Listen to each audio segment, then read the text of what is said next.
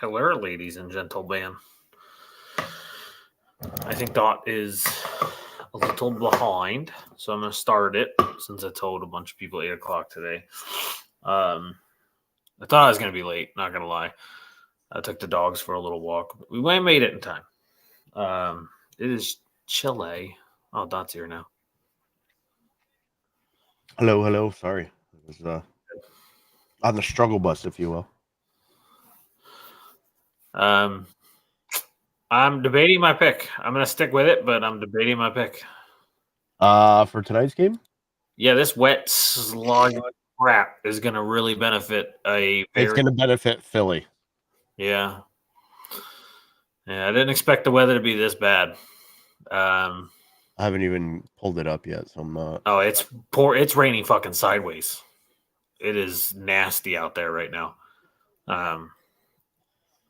Yeah, that definitely favors Philly, in my opinion. Yeah, the broadcast team was doing their picks before the game, and Larry Fitz goes, I was going to take the Chiefs, but the weather, he goes, the weather favors Philly way too much. He goes, I'm going to roll with the Eagles tonight. And I was like, I feel ya. I mean, hi, Darlene. Hi, Boogie. Hi, Tesco. Love you guys. It just certainly favors their game because Kansas City's run game isn't very strong. Yeah. Pacheco's it. They don't even have another number 2. Like, no one knows what Clyde Edwards-Helaire is anymore. So, yeah, is he even anything at this point? Because it doesn't seem like it. No, I know. We'll see. I mean, Kelsey can still have a massive game. I mean, I guess the advantage is Patrick Mahomes is still Patrick Mahomes while in Kansas City. The brotherly shove is unstoppable with Jason Kelsey. Without Jason Kelsey, it's 1,000,000% stoppable. Yeah, he's certainly a big piece of that. The other thing is Jalen's legs. I mean, yeah, I agree, but I don't know if he was joking or not. But Gardner Minshew said he squats the same amount, and they can't get the brotherly shove to work in Indianapolis. And I'm like, it's Ryan Kelly, man. It's Ryan Kelly versus Jason Kelsey. I have no idea if Gardner was fucking with us because I don't see him being a gym rat. You'd be surprised at that. I guess here's the thing. You'd be surprised at the guys that can squat the same amount and one can look like, a statuesque Roman. Yeah, Jalen Hurts looks like a legit athlete. Gardner Minshew looks like the guy he pulled off the street. Yeah. Well, like my goal, like one of my goaltenders in prep school, he's kind of like a pudgy little ginger guy, but he could squat like 550 pounds. Yeah, that's nuts. I wanted to check if there was any big news today. By the way, USC losing like 5th in a row. Well, they're done, right? Like they're. I don't understand. They don't play next week. I don't. They're the only team in football I've seen that doesn't play in the final week of the season. But yeah, they're done for the year. Yeah. So Caleb has officially. I mean, he hasn't declared obviously because he's gonna do what he can to wait and see who's where. Because they don't have. To I don't think it's gonna matter, especially with how bad USC looks. There's no chance he stays now. That's people keep going, well, you never know if it's the Bears. He really won't go. And I was like, first off, it won't be the Bears. Secondly, USC is in turmoil. Lincoln Riley needs to get his ass out of there. They're going backward. Well, somebody actually made a good point. You spent all this money to get Lincoln Riley there. And you got a worse record than Clayton Tune. So it's like, what are they actually doing? Like, it's kind of the same thing right now. Like the Raiders are gonna go through. It's like, just hire this guy already. Just announce that he's the head coach. Oh, that's what I was googling. It's like you have an opportunity to not whiff again. Did they lose yesterday? Yeah. Oh, the Raiders? Yeah, the Raiders. Yeah. Yeah, they lost.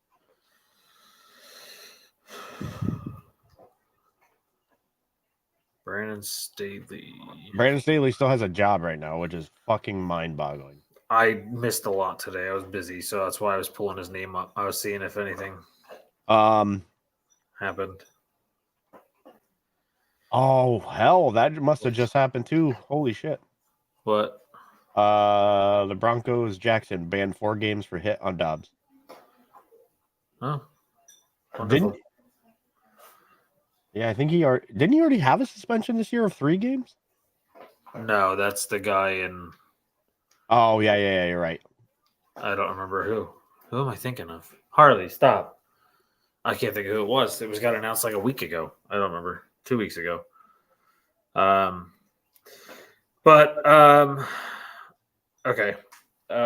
Yeah, the only college news I wanted to say was like Caleb Williams losing the final game, losing 4 in a row or something to end the season was just rough. True it is, but the interim head coaches for the Raiders have a better record than the higher. Yes. Yeah, no, that's 100% true because Rich Bisaccia took the Raiders to 6-1 while he was their interim coach. And now what's his name's 2-1. Antonio Pierce is now 2-1. And the guy when they fired who was before Gruden? Before Gruden? Fuck, I forget who it was that they fired before Gruden, but that interim coach that replaced him was like 4-2 or 3-1 or something like that to finish the season. Well, they had Jack Del Rio. That's who I thought it was, but I think there was someone between them. So Gruden and Del Rio. So it says 2015 to 2017, 2018 to 21. Yeah, it was Jack Del Rio. I don't know why Gruden had that weird 18 to 19 and then 20 to 21. Like he coached the whole time. Yeah. But when Del Rio got fired, they wound up having a better record with that interim coach. It was only like 2 games or 3 games. But yeah, no, their last 3 interim coaches have all been successful. That's why Kyle Brandt said that Mark Davis is the worst owner in sports when it comes to hiring head coaches, but he's the best in sports when it comes to hiring interim coaches. Right. So isn't this a way to right the ship is just say, look, you're the head coach now? I mean, realistically, they need to. The whole locker room loves him, so there's no reason not to. Granted, that's how they were with Rich Bisaccia, and they were like, bye. So the Raiders, specifically Davis, needs to take a cue from them on that the players are happy with this guy. Yeah, my biggest worry is that dumbass is going to be like, well, we need a big name because we're in Vegas, and they're going to go call somebody with a big name. Stupid. Because I can just see him doing it. Because obviously the one you wanted is now the head coach of the Denver Broncos. Yeah. But could they be the team to call up Lincoln Riley? Oh, God. If they get Lincoln Riley, unless they get literally a genius at defensive coordinator, they would have the worst defense in the NFL because USC has not played defense since Lincoln Riley's got there. And when he was at Oklahoma, they had no defense. Well, I think Lincoln Riley deserves the same criticism that we give Brandon Staley, which is your offense looks fine. Like your side of the ball looks fine. You're an offensive coach. Yeah, he's that quarterback guru. Why? And here, my thought on it is this, because he came from Oklahoma, right? Yeah, he was Baker and Kyler's coach. Okay. Normally in college football, you don't make a sideways move like that. Oklahoma is already big enough that you don't go to USC. And so it makes no sense because USC's not going to get any better on the offensive and defensive lines unless they just go buy players. Yeah, It's going to be really hard to sell to dudes on the West Coast how much travel they're going to have to do to play in college. Yeah, because, I mean, they're going to now play, all the way over at Maryland. Like, you're in the Big Ten now, so you got to play Maryland and Penn State.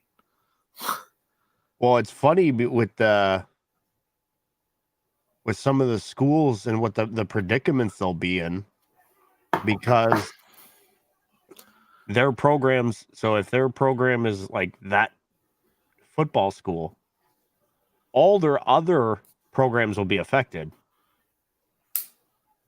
So you're going to have, volleyball teams.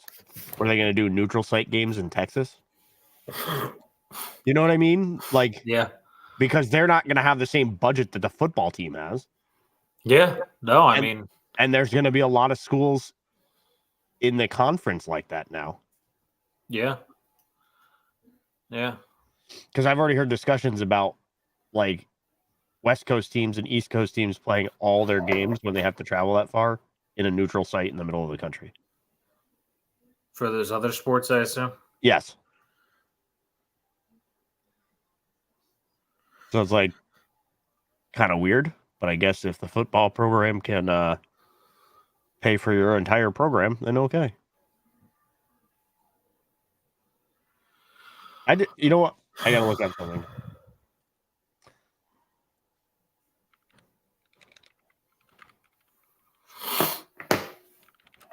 Man.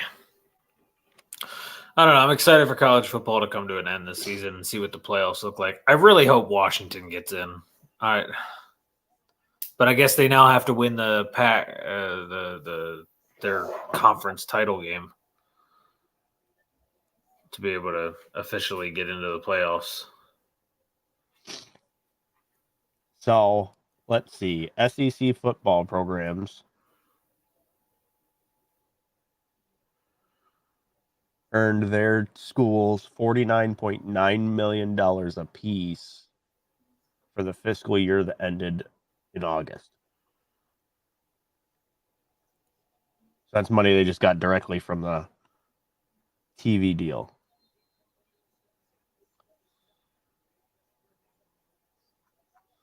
But gross revenue in the SEC,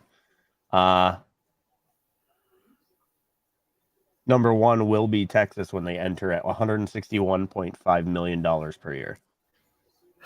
Oh, you actually bring this up. News out of that school of Texas. Oh, by the way, Washington now is number 4. I don't know if you saw that. Yeah, I figured Florida with State. The injury to the quarterback at Florida State that they were going to get the jump. Yeah, they fell to 5th. But you brought it up since you brought up Texas. Quinn Ewers has decided to stay another year, meaning Arch Manning will now be the backup again, or he's going to transfer. Yeah, that's kind of crazy. And Colorado just lost another 5-star recruit offensive lineman. Well, all this talk about Dion possibly leaving is going to scare away any recruits. Yeah, he now transferred to Missouri, I believe. Oh, there goes Mahomes already. Hi, Hassan Reddick. Guy's a freaking monster. Yeah, he is disgusting. So underrated. But so check this, and so number 2 in the SEC is Georgia at 156 million overall. So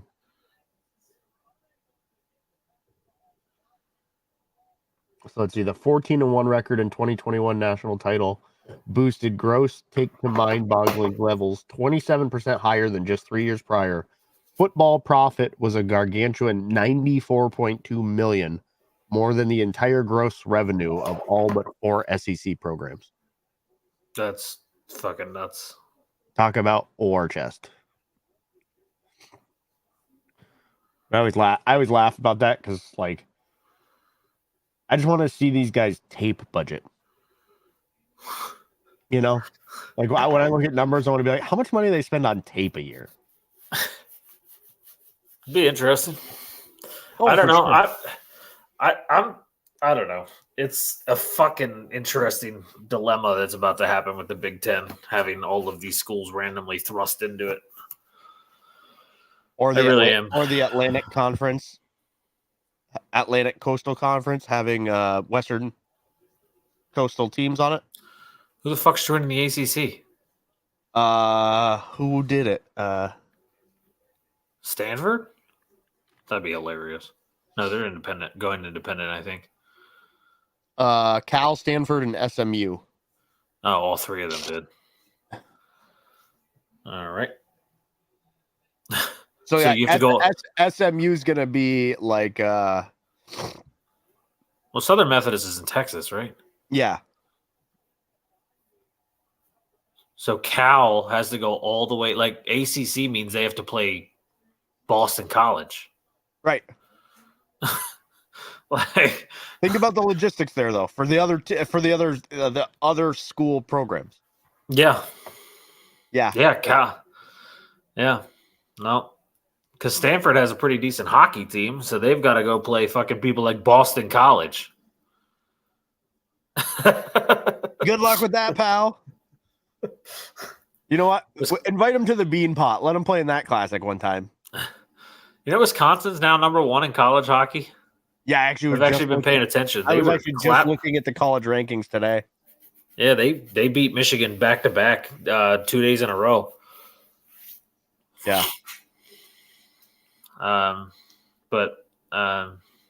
Yeah, I'm starting to wonder if I should have switched this pick. I know it's early, but man, there was nothing in that Kansas City offense.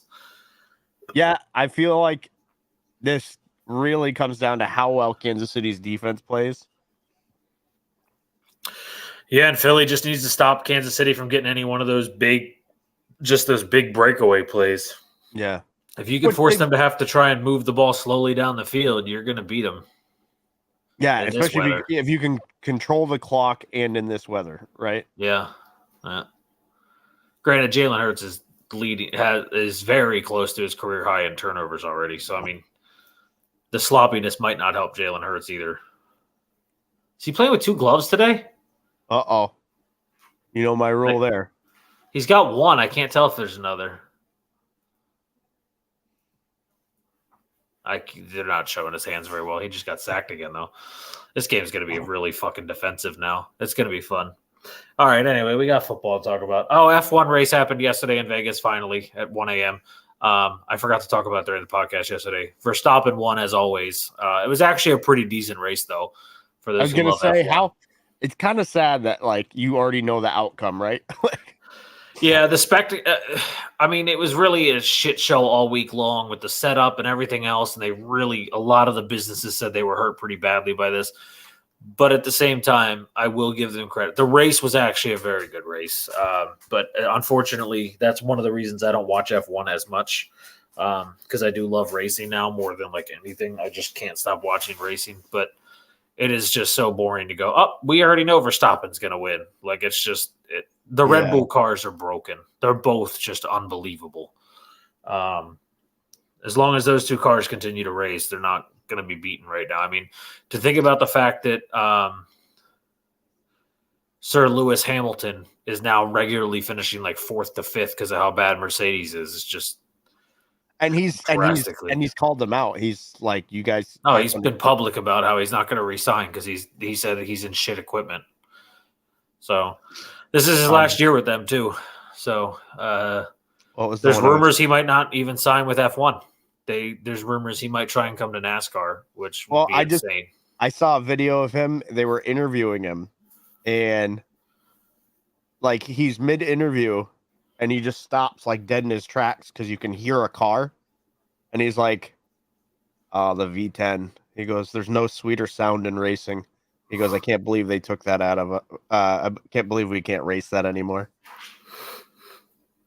And he like literally, like you could see like the love in his eyes for the noise that car made.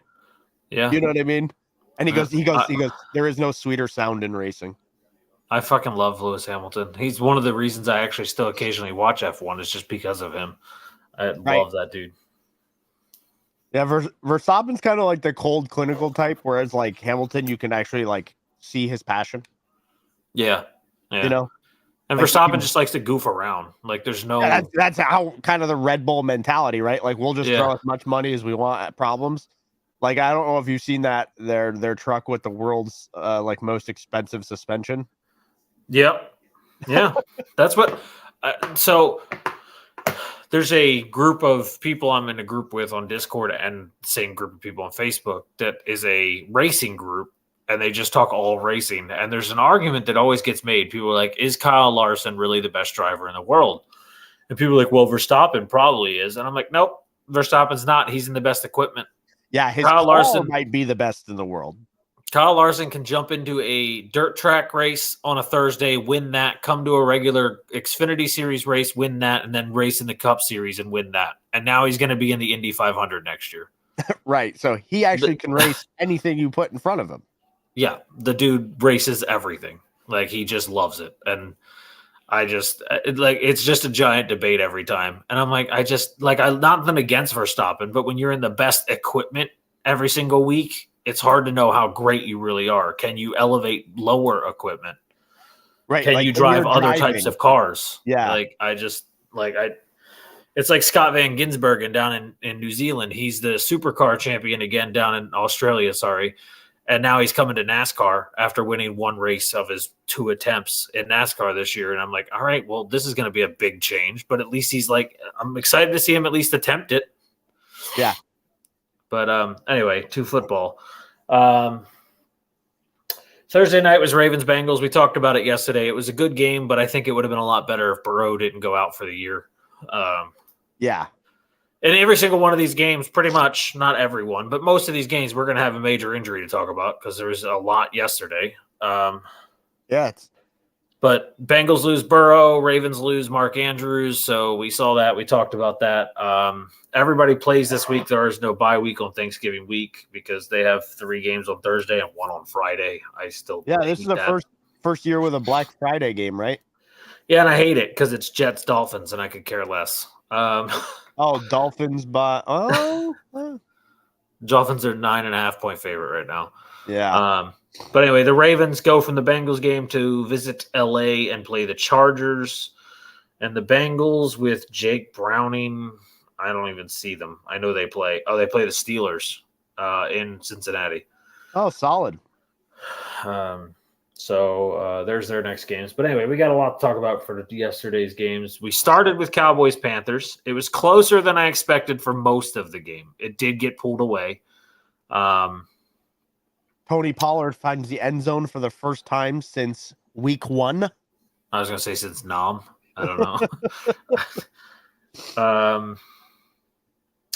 And I have to give credit. I don't know who it is. I do not know who the number 1 corner is in Carolina. But this is the 3rd number 1 receiver they've held under 50 yards. They held CD. I mean, he got the touchdown, but he had 38 yards or 36 yards or some shit. Like, I got to give Carolina's pass defense credit. They lived up to what I was hoping to see out of them this season. The rest of the team is not great. By the way, when I said Bryce Young had to deal with a different play caller for the 2nd time this year, that's actually the 3rd. I didn't realize Frank Reich started as the OC, handed it off 3 weeks ago, and then after 3 weeks of bad games, he took it back this week. That is crazy. Bryce Young's going through so much. And then, he was getting bum rushed by Micah Parsons and company all game long. 7 sacks of Bryce in this game. It's really tough against a defense like Dallas to be like, is that his fault or is it a line's fault? Is it both of their faults? Yeah, and I mean, look, if you look at the team, look at his receivers. Thielen, 8 catches, 74 yards, and then you have Steven Sullivan for 1 catch for 20 yards, and then after that, nobody had more than 10. Nobody even had 10. Like, he just doesn't have help. I can't judge him based on this season. I just can't. It's really hard. You almost hope like he has like a Trevor Lawrence thing going on where like this year's just going to be bad and you see them get a weapon and it gets better next year. Because I just wish they didn't give up as much as they did because they don't even have that pick. I know. I don't know. This is rough because I feel so bad for this kid. They don't have a good ground game. It's a mixture. They're probably going to – reports are they might actually fire Frank Reich already at the end of the season. So he's not even going to – he's going to have to switch coaches again potentially. And then you get the bad receivers, bad offensive line. Like, it's just a mess. Yeah. Dallas, I don't have anything to say. You played the Panthers. Like, I don't – I'm not going to – listen, I expect Dallas to beat every team that's under 500. I don't expect them to beat any that are over 500. Yeah, like I just have nothing to say. Like this is what I thought Dallas would do. I thought they would win this game and make it look easy, and they at one point didn't make it look easy. It was at one point it was 17-10 entering the fourth quarter, and I was like, oh, okay. That's what makes you question Dallas, anyways, right? Because yeah, and then they gave up 16 points because they're Carolina. Honestly, the best thing that happened in that game was Bland with his fourth pick six of the year. Freaking, that's insane. He was like a 5th round pick in 2022, and now he's got the second lowest passer rating allowed in the NFL at corner, and he has 4 pick sixes. He's basically got more touchdowns than Kenny Pickett. Or Zach Wilson. I think you could play one NFL game and have more touchdowns than Kenny Pickett. Think about this. Tony could probably get more. Think about this.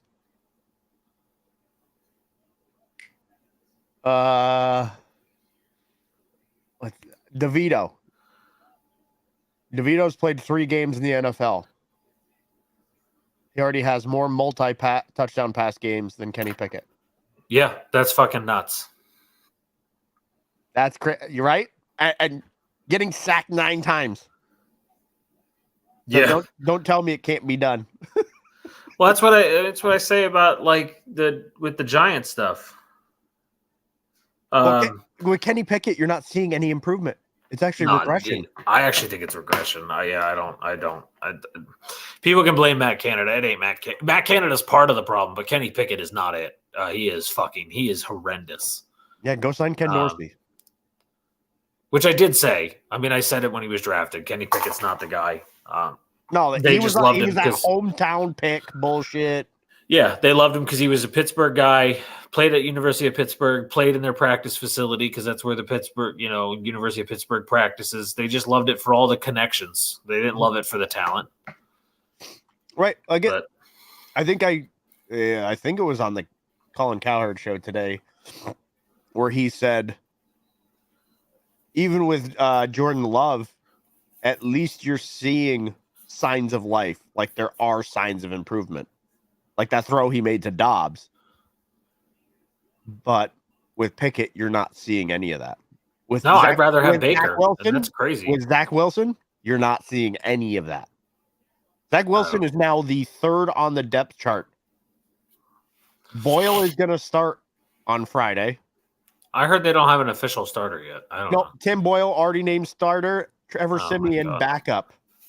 Start Siemian, not Boyle. They're starting Boyle. They already said it. Oh, because he knows Nathaniel Hackett. Yeah. Because that makes a big difference. Yeah. It made a big difference in Denver. Justin Watson touchdown. And, of course, the cameras for some reason go right to Kelsey. Bro, he wasn't Is it because Taylor's not there? Our freaking president made me laugh this morning. He was trying to talk about Taylor, but he said Britney Spears is doing that concert down in Brazil where it's really nice and warm. I was like, no, it's Taylor Swift. I was like, sorry, guy. Listen, you can't fire off the nukes if you don't know the codes, right? I didn't know if she was going to be there today just because I knew her family was there. So I got my update from Dan Patrick this morning saying she wasn't going to be at the game today. So I started to think about changing my pick. That would have, I mean, he's going to be garbage again. His numbers are going to be down. Yeah, he's down to 38 yards a game without her. Yeah. After that 7 yards or 9 yards the other week. All right, so there's that one. Cowboys play. You can't have all the fame, right? Like you have to sacrifice something. Like if you sold yourself to the devil, like you only get so much. You can't have it all. Cowboys play the Commanders. They're a 10.5-point favorite on Thanksgiving. And I feel like that is a trap game. It's in Dallas, so I don't know. All right, well, we appreciate it. She had a fan die at her concert due to the heat. Oh, I didn't know that. Yeah. Yeah. And then the Panthers play the Titans on Sunday, and what'll be a battle for two of the worst teams in the league. Listen, when the Giants had that pick 6 though against the Commanders, I started singing Creed because I knew my pick was getting better. Yeah, I mean it got better. All right, the next one we talked about Steelers Browns. We both got it right preseason and yesterday, just like the last game. What did we say? What did we say yesterday? What did it come down to? The Dustin Hopkins field goal. Well, you said it. I just knew the Browns were going to win because Dorian Thompson-Robinson can be literally average, and he's still better than Pickett. So, 106 yards, man. Played a full game, 106 yards passing. Listen, give him credit. He only plays one quarter of the whole game. But Jaylen Warren, 129 yards, 74 of them on the one run. Najee Harris looked like he would. Garbage again. Everybody was like, oh, he found his stride. No, he played the Green Bay Packers run defense last week. He didn't find his stride. Yeah, his stride's still the same. It's awful. And then you can't expect anything out of the receivers because their quarterback is Kenny Pickett. And then DTR was, I don't know. People said, oh, he looked pretty good. He had a 54.9 rating. He did not look good. It just happened to be that he was better than Pickett. This game was 100% defense. W is a W, okay? Yeah, I mean, that's the truth. And this game was just straight up, honestly, how much defense can these two teams put out on the field? And they put out all the defense. And I said it before the game. It's more likely that we'll see more sacks from Myles Garrett and TJ Watt combined than you will touchdowns scored. And we did indeed. Because they put up 3 sacks. Just the 2 of them. So, this is what you're going to see out of the Browns. They're going to be a playoff team potentially. I actually think they will be. They're sitting at 7-3. And I think they'll make the playoffs regardless their quarterback plays bad because they have such a good defense. They have a ground game. And I think JTR I think he can do better than he did yesterday. It was his first full game, like regular starter now, getting used to it, and he played the Steelers defense, which the statistics on the Steelers defense aren't great, but they're still a good team. All right, Kelsey was double teamed. He was being held the whole time on this play. But there's nothing to say about a 13-10 game except for the Browns are the better team than the Steelers. Overall, for sure. I mean, and this is the first time, by the way, the Browns in their franchise history have beat the Steelers and the Ravens in the same season.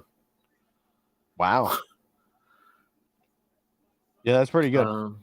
Did they lose anyone yesterday? Or is this one of the games where we didn't lose anyone to injury? I don't think there were any big ones in this game. Oh, Flacco officially signed with the Browns.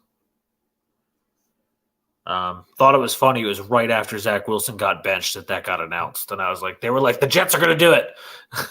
Flacco just coming out there like Keanu Reeves in the replacements. But yeah, I don't think I saw any big names get injured in this one. I think this is one of the few that one of the few where you didn't see the injury because, well, Deshaun Watson wasn't playing. He would get hurt. He would 100% be injured. Isn't that – I always think about things like that because, I saw some of the shots Kareem Hunt took last week and where dudes tried to hit him and, bounced off him, and then you see how fragile, a quarterback can be at the same time. I just thought about what I saw yesterday. Sam Howell literally taking 3 different hits while trying to get into the end zone. And then I'm like – and then there's Deshaun Watson. If he gets poked, he falls over and is injured. We will get to this one, but the hit Geno Smith took was a fucking monster hit. I was amazed he came back in the game. I was like, that man is dead. I don't know, man. If Aaron Donald comes through the line uncontested, I'm not holding that ball. I'm just not. All right, so the Browns get the Broncos this week? Yeah. That's Sunday. That is an interesting game. I'm actually really excited to watch that one. That's a good defensive battle. And then the Steelers, like I said, go to Cincinnati. Steelers are a 1-point favorite in Cincinnati. I assume that's because of Browning, but that's interesting. That is interesting for all the wrong reasons. And Denver is a 2.5-point favorite at home this coming Sunday. So they lost a 0.5 point to the traveling Cleveland Browns. Well, I think they're gonna struggle on offense. Yeah, I mean, unless you need that corner touchdown, it seems that Russell's still not great for a touchdown. But if you need that toe tap or toss it up into the corner end zone touchdown, well, he'll get you there. You just have to pretend like you're throwing the ball out of bounds, and then you're good. Yeah. All right, our next one was Lions-Bears. My upset of the week did not come true. It should have come true, to be fair. They were the better team yesterday. Justin Fields looked good. Yeah, 16-23, 169 yards and a touchdown, and then 104 more yards on the ground. They used the design runs for him well. Yeah, I was shocked to see. I was shocked to see this game stay so close, but then again, Jared Goff decided he wanted to throw to the Bears more than his own team. Well, a lot of people did that yesterday, so maybe it was a thing. They all drank the Kool-Aid, you know? Yeah, but in the end, the Lions pull off a win, and Matt Eberflus officially is 6-22 as the coach of the Bears, officially the worst coaching record in the history of the Chicago Bears. You can guarantee his job is gone at the end of the season. Maybe they're like, hey, Lincoln, we'll draft Caleb. That's who I think, honestly, if anyone makes that kind of move and takes the risk on Lincoln Riley, it would be the team that's going to get Caleb, which they could do with the Panthers pick. So, but then it's just going to be USC 2.0. I agree. But it's just not going to get any better. Yeah, I just think that if there's a team that's going to take that gamble, it would be the Bears because they're poorly run. Well, at least they have some defensive guys signed. USC doesn't have that. Yeah, Eddie Jackson still got another year, I think. You got Montez Sweat. And you got Montez Sweat. And they did just sign in the offseason. They signed that kid from Buffalo, the linebacker that picked off Goff, Tremaine Edmonds.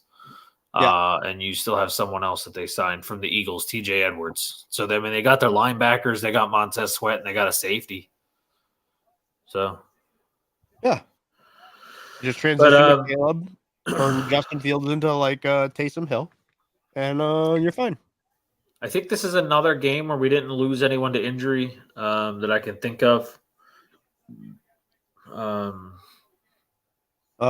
didn't come out hurt. Montgomery was fine. DJ Moore had some incredible plays in this game. This kid he really is amazing. He plays with the worst armed quarterbacks, and he just does what he does. Yeah. I was shocked to see that Fields didn't get Cole Kmet involved enough. It was very limited in this game. But I don't know. I thought it was a good game. I was really excited to see the Bears competing now. I was hoping we were going to lose and they were going to win because then we would be last in the NFC North, and I could be like, finally, we can move off Love. But no. I think the craziest stat from this game: Bears possession time 40 minutes 24 seconds. Holy shit! Really? Oh my god! To 1936. Yeah. Holy crap! And you still lost. And you still lost. Yeah. That's crazy. Eberflus has got to go. He's just Brandon Staley bad. He's just so bad. But Chicago, it's good to see them with Fields. I think they should just stay with Fields. Just get him some protection. Get him another weapon. I think he's taking the right steps. He's slowly growing. It might be slower than they want, but you're not helping him when you have literally only DJ Moore as your only receiver worth a damn. You have no offensive line. He's like the third most pressured quarterback when he's in the game. Like you gotta help him out if you want him to help you out. If you want him to be lethal, he's gonna need time to grow into a passing quarterback role, because then he'll be more of like what Jalen or Lamar has grown into. Yeah, exactly. Chicago gets to go. I don't know how this happened. I really don't, because if this was Kirk Cousins, this would be hilarious. But we get the Pastronaut back on primetime as the Bears go visit Minnesota on Monday Night Football next week. So that's the Bears' next opponent, and then of course the Lions tradition at home this Thursday, 12:30 Thanksgiving game against the Green Bay Packers. So there's that one. An absolute slaughter. Yeah, we've got to pick 4 games tonight. So after this is all over, because we got to pick all 3 Thursday and Friday's game. Thankfully, they're all pretty they're pretty ridiculous on the spreads. Right. All of them. 7.5, 10.5, 6.5, and 9.5. Like none of them are really close, but we'll get to them. Texans, my lock of the week against the Cardinals was a lot closer than I expected, but CJ Stroud decided to go from 2 interceptions to 5 in this game. Like I said, the 3 interceptions was a trend yesterday. I guess I don't know. I mean, that's just what you're going to get out of rookies sometimes. The end zone pick was a really bad decision throw, and the one going to the sideline was another really bad decision throw. I don't remember the third. I think it was more unbelievable that up until this point, he only had 2 interceptions. Yeah, exactly. And another unbelievable thing is Tank Dell was a 5th-round pick, and here he is, another 8-catch, 149-yard, and a touchdown. This kid is just ridiculous. Like I said, I think it was Herbstreit. I could be crediting the wrong person, but he was talking about CJ Stroud is so good as a rookie because guys are running the wrong route, and he's throwing them back into their route. Yeah. Like, that's insane. Like, obviously, you have to know the position, and you have to know routes and things like that. But it's insane to think that as a rookie, he is capable of that with these guys that aren't top tier guys at the wide receiver. Can you imagine if Houston is a contender and they start getting players to go there? Yeah. Because the coach, obviously it seems like the coach is a player's coach. The guys really like him. He's a defensive guy. He comes out of the Shanahan tree. And like I said, the money there is going to be great because you don't pay the taxes on it. Yeah, exactly. They could if they have a quarterback that stays as good as he is and can avoid the injuries, they could become a real contender for being such a shit franchise 2 years ago. Yeah, but I honestly think they're going to get some names. I think this offseason they're really going to get some names. Wide receivers are going to want to go there. Yep. So, I don't know. Imagine this team with CJ Stroud as their quarterback, with Dalton Schultz as the tight end, and you get Nico Collins, Tank Dell, and maybe they get a true 1 and let Nico be your 2, Tank be your slot, and get a true 1. Yeah. Then you'd have some serious problems containing him. Yeah, especially if Devin Singletary stays elite. I can't. He's been so good. I'm like, where is this coming from? On the other side, though, of the ball, Carolina. The Cardinals were good enough to keep it close. Yeah, their defense was really good in this game, and Greg Dortch was good, but I don't know what's going on. Hollywood Brown, 2 weeks in a row now, has not done anything with Kyler Murray. Yeah. And that's weird considering the reason he wanted to go there so bad is the Oklahoma connection. And it just hasn't come back. I don't know. Kyler had a really dumb pick yesterday as well, but we get that. You always get that out of Kyler because he also had some beautiful passes. And that one touchdown right as we were ending live, right off the rip to start the game. Oh, yeah. That thing was a beauty. Beautiful. That's why Kyler's value is so weird, right? Because when you look at gameplay, he's a small guy too. The difference between him and Bryce Young is about 30 pounds though. And then when you look at Kyler's highlights from a game, you see at times that he's faster than everybody else. Yeah, he is that. His first step and his acceleration is so quick. It's those short little fucking toddler legs, man. I'm telling you, they just churn.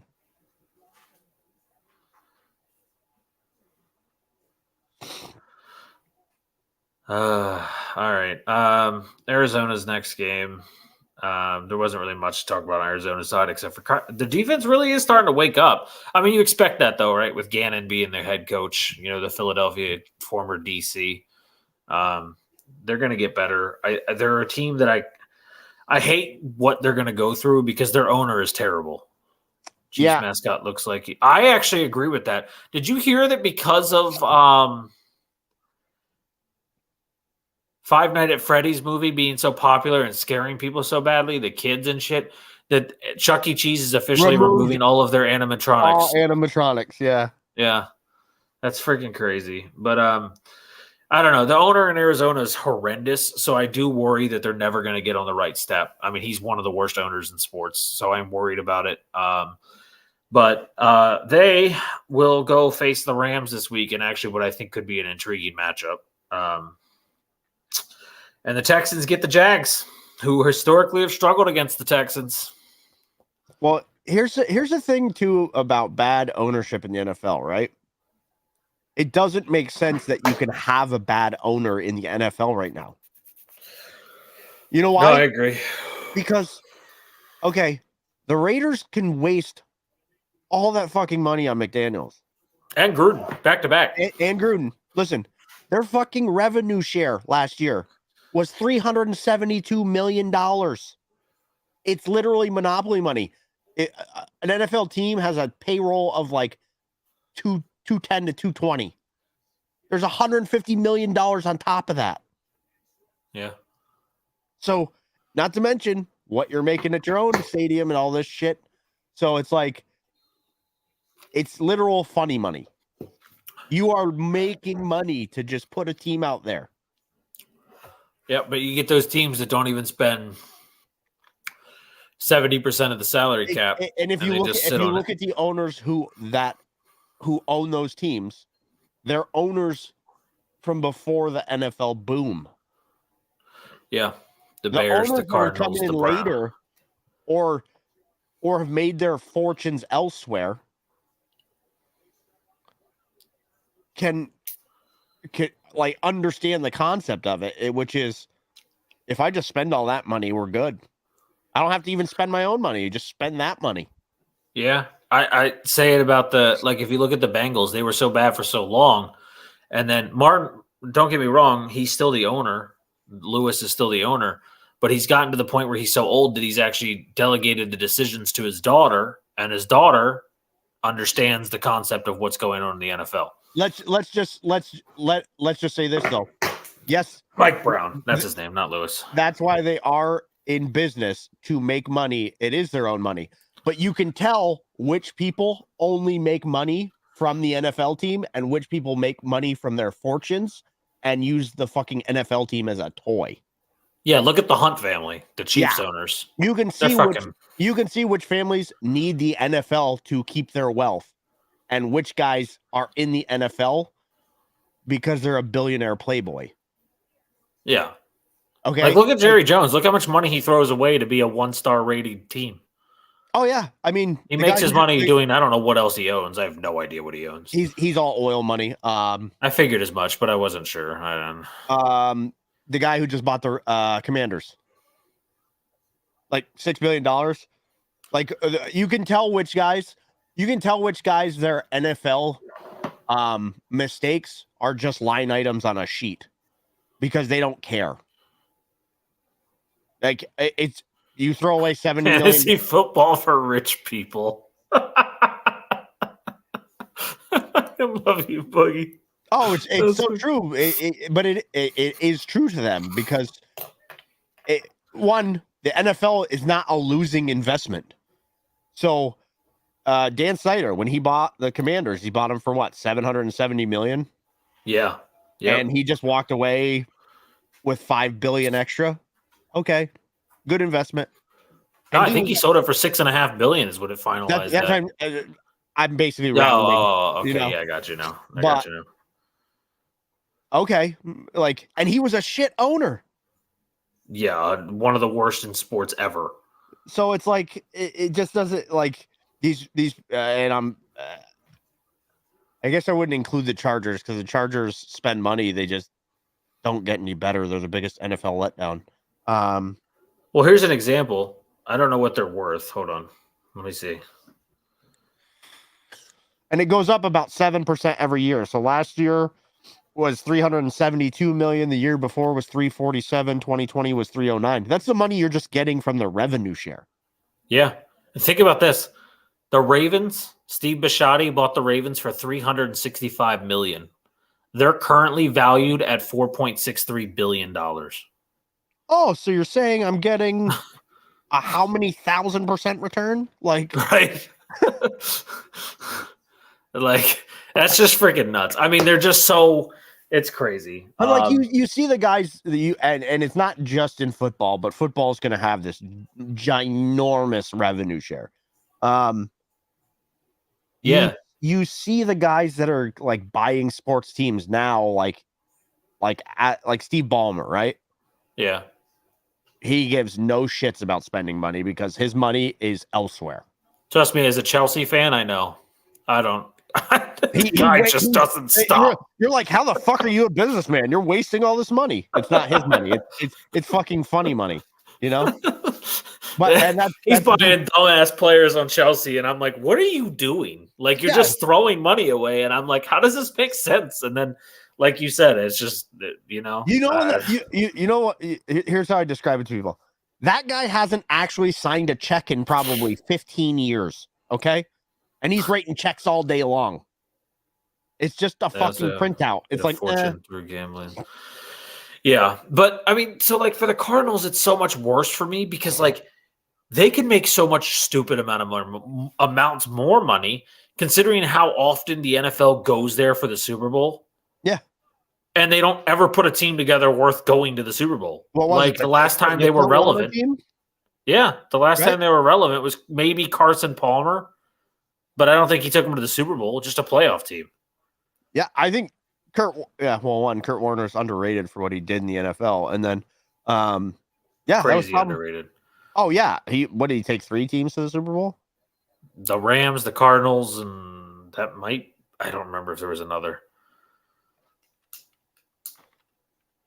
But I mean, Mooch fired him. I mean, Mooch is one of the coaches that cut him, which is why I think it's so funny they're on the NFL Good Morning Football crew together.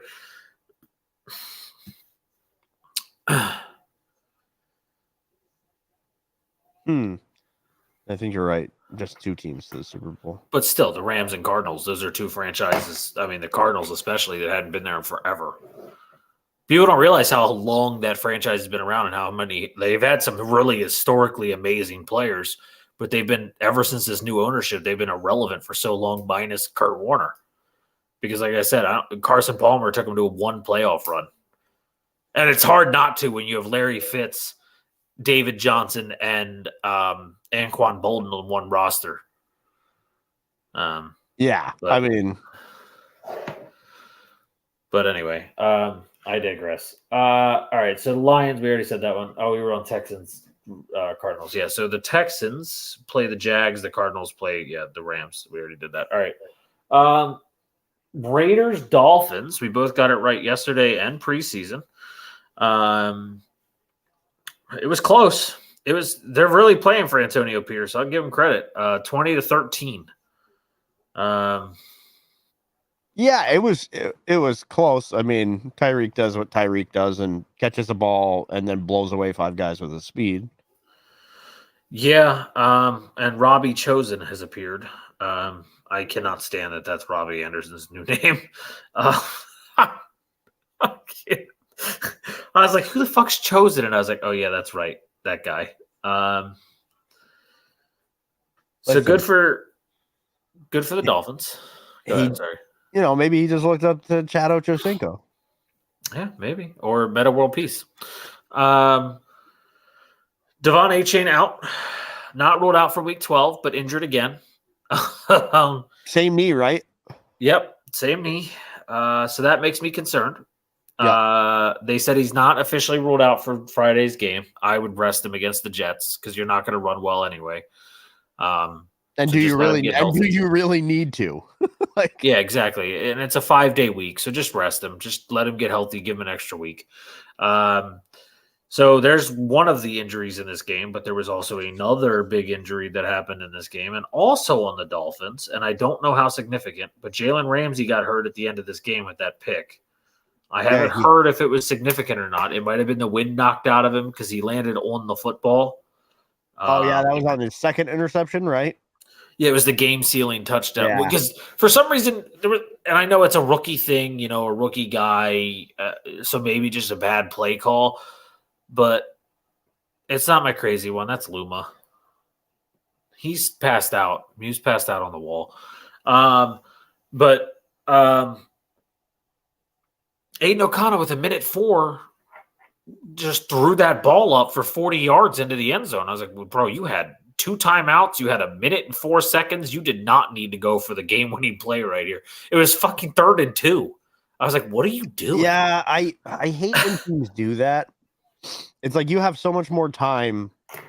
And I know how precious it can be in those situations too, because the mistakes are elevated. And that's kind of where that quote for more games in the NFL are lost than won. Yeah. Yep. So basically the most buttoned up teams don't even have to really do anything, but just let you kind of force a situation you didn't have to. And that's exactly where those come from. So I just think it's, Las Vegas, they're going to have some growing pains, right? But it looks like their players are having fun, which is a big change for them. Yeah, that's actually really good for them. I thought one of the coolest things their coach did was invited the practice players on the sideline. Oh, I meant to mention this. This is random as fuck, and I'm sorry it goes back to college football. But I don't know if anyone else heard this story, but it was really cool. Texas A&M in their game this week, in the final kickoff of the game, put on the walk-on team. Yeah. Their practice squad team, in other words, onto the game for the final kickoff. And they actually went down the field, forced a fumble, recovered the fumble, and scored a touchdown.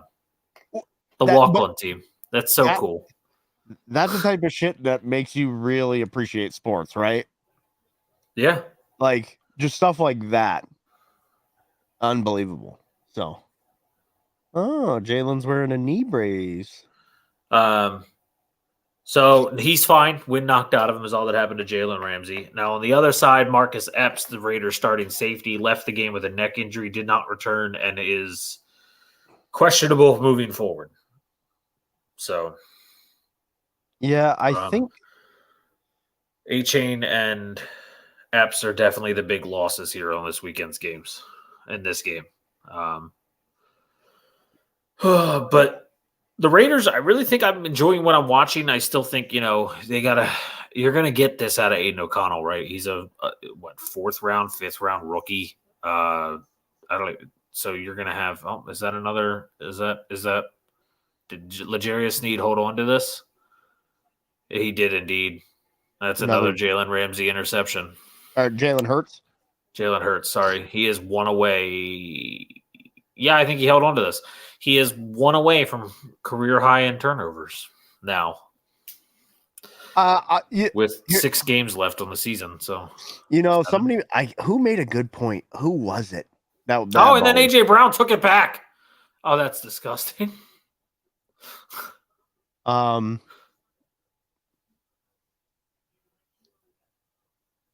I want to see what they're calling here. Yeah, I'm waiting. I don't know. No, they called it Chiefs ball. So they say AJ Brown touched him down before he stripped it out. Okay. That's fair. That's what I thought might have happened, but I wasn't sure. Yeah, and I think I don't. No, he waited till he got up. Yeah, but did he touch him down when he was going to the ground with the ball? No. Oh, his foot might have. Oh, yeah. His foot touched his shin. Okay. So I think it was just incidental contact, but contact nonetheless. Yeah, I guess with the Raiders, right now, okay.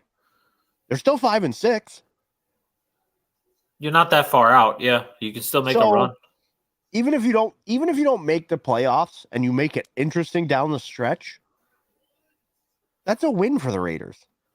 I do have a curious question for you, though. Okay. I meant to ask about this earlier with another team, which I'll go back to after I ask you this. They're moving themselves pretty far down the list.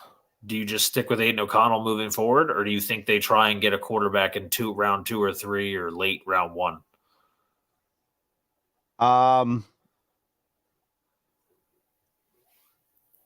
Or could this be a team that, like, in free agency might pursue someone? This would be a team that might, in my opinion, might entertain the idea of Kyler Murray if he's available. That's not a bad shout. I was going to say Kirk. Or maybe, but you don't have McDaniels there anymore. McDaniels is more of like the veteran. Does he fit my system? As to where being in Vegas now, the way Kyler's salary is structured, Arizona's eaten most of it already. They already paid the bonus. They already paid, you know what I mean? Yeah. So I'm actually going to pull up his contract while you talk about it. I don't know. Could you imagine him throwing a Devontae Adams? Yeah. And Jacoby Myers, and you have Josh Jacobs behind you. Yeah, that could be the more I think about it, the more I'm like, they might want to call up Arizona. Like, okay, what do you where do their picks end up this year? Are you okay giving them up? I would be. Yeah, you're going to be at this point. They're going to be mid at best. You know what Kyler is too. Yeah. Okay, he took a franchise in distress to the playoffs, bro. Yeah. Like, yeah, there's things we don't like about him, but his work ethic is one. But he has the talent. His arm talent is crazy. His ability to escape is great. Someone like Antonio Pierce might be the right type of coach for him. And look, they might not have won the game, right?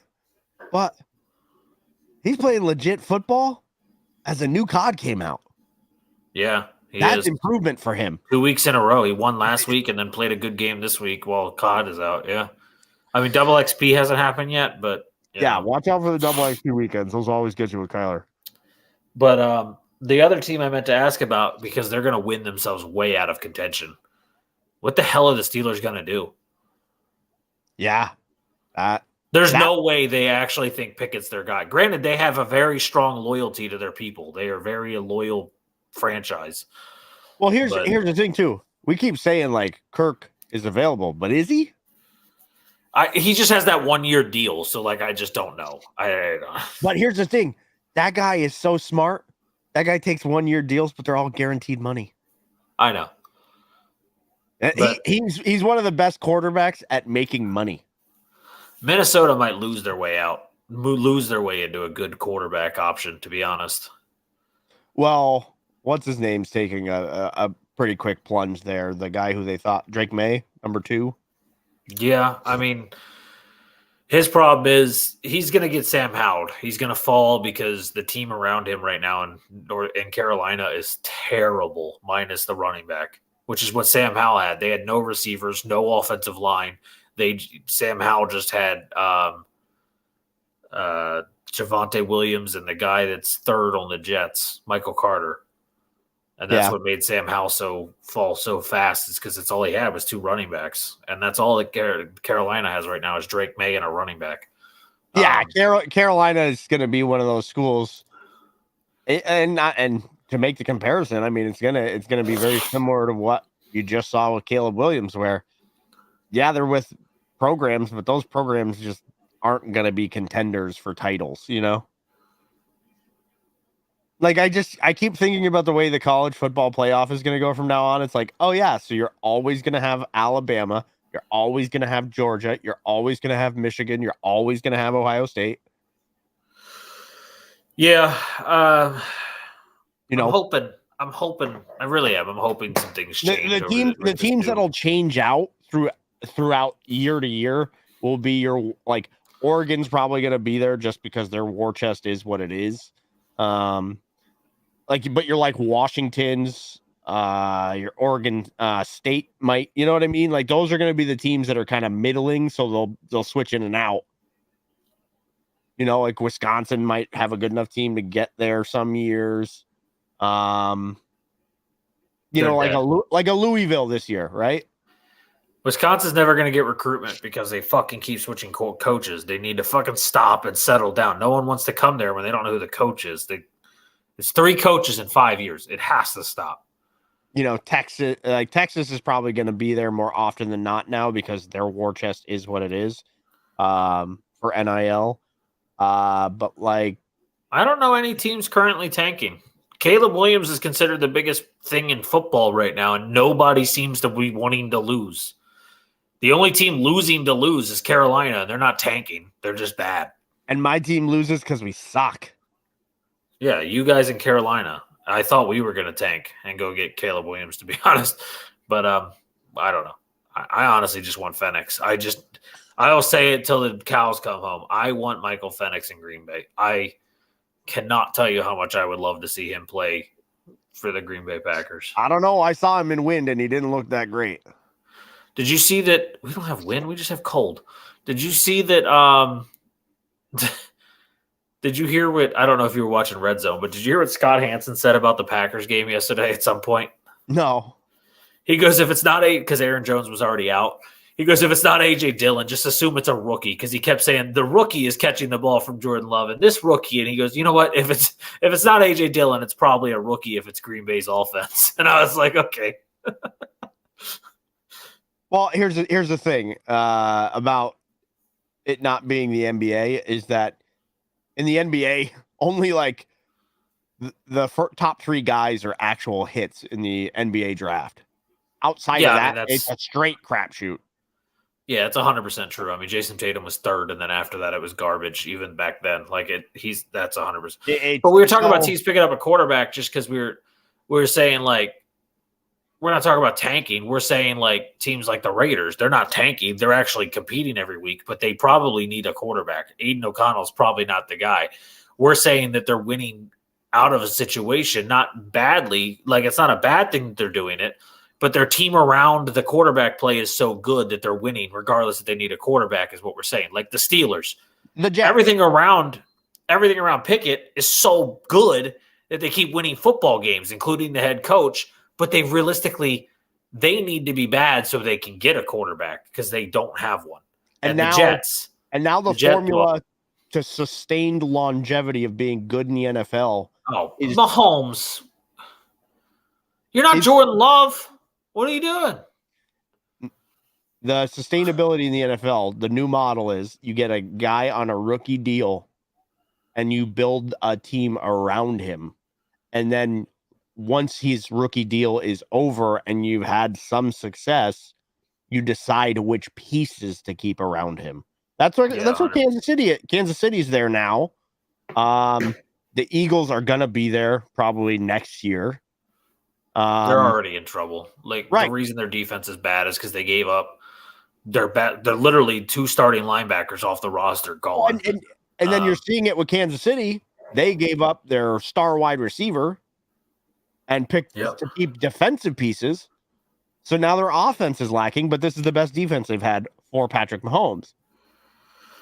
Until, L'Jarius Sneed needs to get paid and someone else needs to get paid. And Chris Jones will probably leave at the end of the season. So, well, here's the thing. Here's what you're going to do is you're going to pay your quarterback. You're going to pay your left tackle. You're going to pay probably 1 receiver. You're not paying running back anymore. His favorite weapon, whoever your quarterback's favorite weapon is, because the Ravens and Kelsey, right? So the Ravens and Chiefs both paid Mark Andrews and Travis Kelsey, and they are not paying receivers. Right. So you start those are your premier positions, and so a pass rusher, your quarterback, your left tackle, and 1 weapon. Outside of that, you can't be paying cornerbacks and safeties these fucking ridiculous contracts unless they are pure lockdown 100%. And then you're going to fight them on that money. And if you do pay other parts, You look at the Green Bay formula and you realize that they all just take games off, like Jair Alexander, David Bakhtiari, and now Aaron Jones is joining the group of getting paid and missing games. So you want to keep it to your quarterback, to be honest, and then his favorite weapon. Anyway, I don't know what the Steelers are going to do. I really don't. I assume they're a team that might go for someone like Drake May, who's going to slip because of, how bad Carolina it really is, North Carolina really is, and maybe he'll slip to the Steelers, or maybe they go get. Well, they're kind of in a position where they can afford to spend that higher pick on another quarterback because they have what they have on defense. They have and what historically, they have on offense. And historically, if you look at how good they've been, people don't realize this. One thing, and I don't know who their GM is, but the one thing the Steelers have been good at in the history of the Steelers, at least the past 20 years, has been finding a top-level receiver no matter where they get him. Oh, yeah. If you look at it, Pickens, Deontay Johnson, Antonio Brown, Martavius Bryant, not Darius Hayward-Bay, Mike Wallace. Absolutely the opposite of Bill Belichick. Yes. Historically, they are so good. So, they can, like you said, spend that early pick, and if they still need a weapon, you can trust that they're going to get it. They're not out of the playoffs, no, but they're going to fall out. They're going to be the Dallas Cowboys. If they make the playoffs, they get bounced. Yeah, I just don't think they're even going to make it. I looked at their schedule this morning, and we just saw what happened when the Kenny Pickett can't score touchdowns. They get Cincinnati this week, which even with Browning, that's still really hard. Cincinnati's defense is really good. They still got to stop Joe Mixon. The Steelers are 27th against the run. You still got to stop the rest of the team. And they're going to lean more on Mixon because of the Joe Burrow injury. Exactly. And then they get Arizona, which right now, Kyler Murray makes Arizona compete. So then they get an easy one. And he's a running quarterback who is faster than everyone else on the field. And then they get an easy one in New England.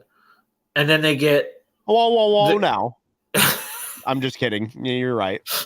Then they get the Colts in Indy. That defense is insane. Then they get the Bengals again.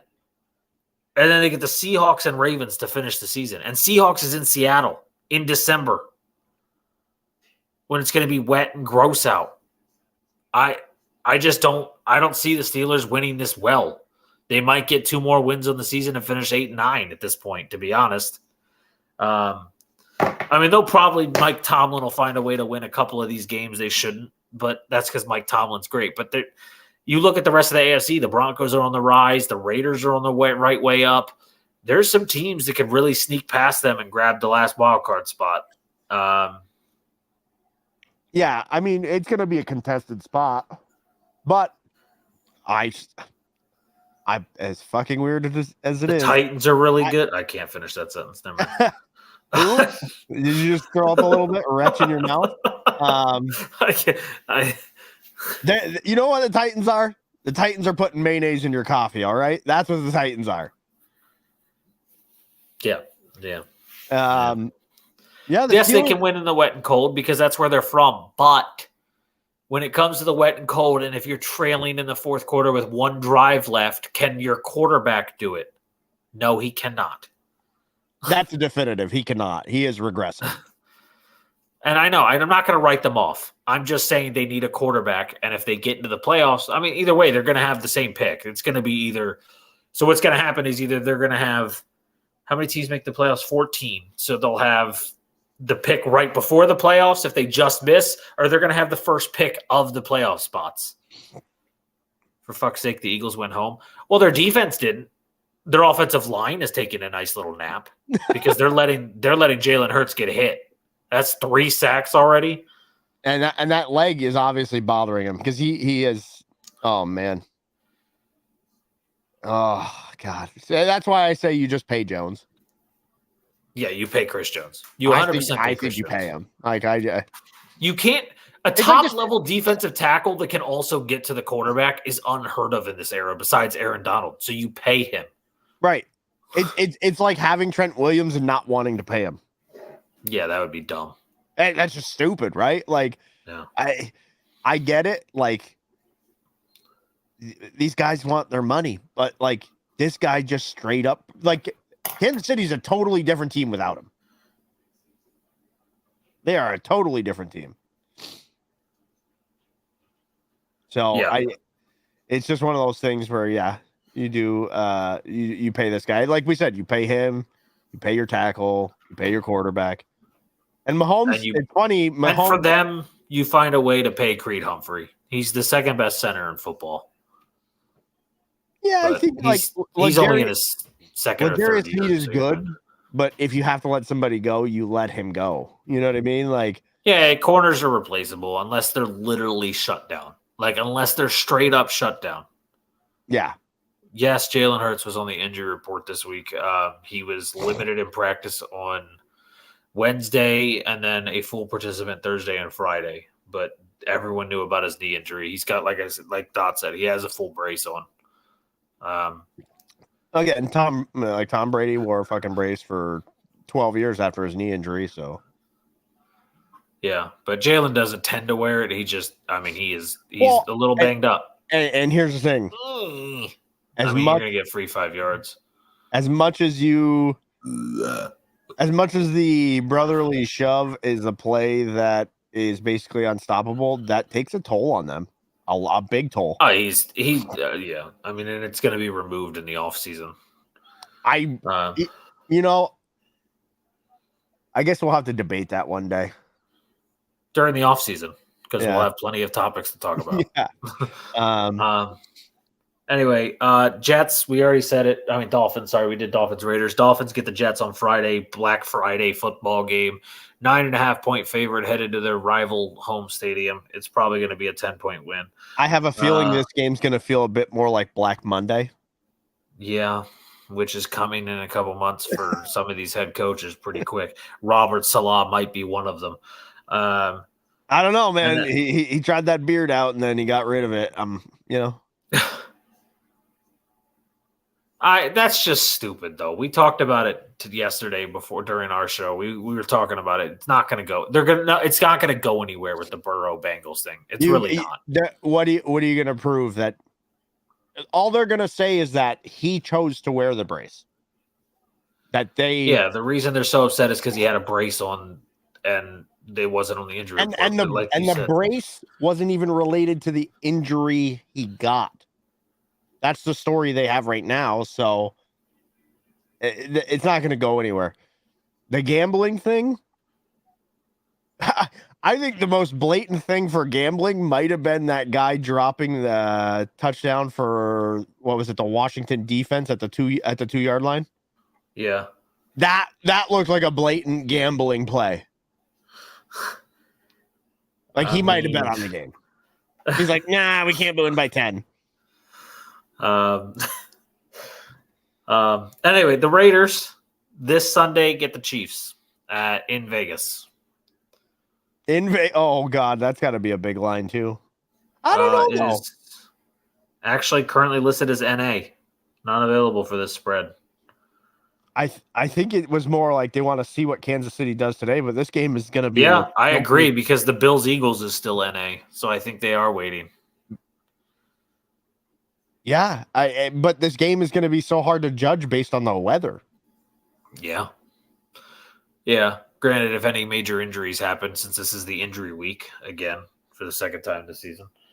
All right, our next game, I don't know. I said they weren't going to win any more games this season, and then they come out and Sam Howell and the 5,000 fumbles of the Commanders. The Giants win this game 31 to something. Thank 19. you, New York Football Giants. I actually, one of the only times in my life I'll ever root for you. 6 turnovers for the Washington Commanders. Yeah, good day. I don't know the last time I listened to Mike Florio. I hear Florio, actually, he hops on Cowherd quite often. I meant like his own show. I don't know if he does I don't listen to his own. My day of sports is always the same because I listen to, as soon as I get to work on my laptop, it's Fox Sports Radio from the time I sit down to the time I leave. So I get the same shows over and over again. So I get in the morning, what do I get? Two pros and a cup of Joe. Brady Quinn's on that one. I Dan love Brady Patrick, Quinn. and LeVar Arrington. And then The Dan show. Patrick. Go ahead. Sorry. Oh, sorry. Dan Patrick from 9 to noon. Colin Cowherd from noon to 3. You get a little bit of Doug Gottlieb after that for, I think, a couple hours. And then you get basically the show when I leave. I don't even know the guys' names, but it's on about 5 o'clock, 5:30. The show I wish I could watch more of and pay attention to more of, I just don't, is Rich Eisen. Every time I turn on his show, I'm happy. I love Rich. When I'm in the morning, like in my morning routine, making breakfast, everything, I'm always watching highlights from his show.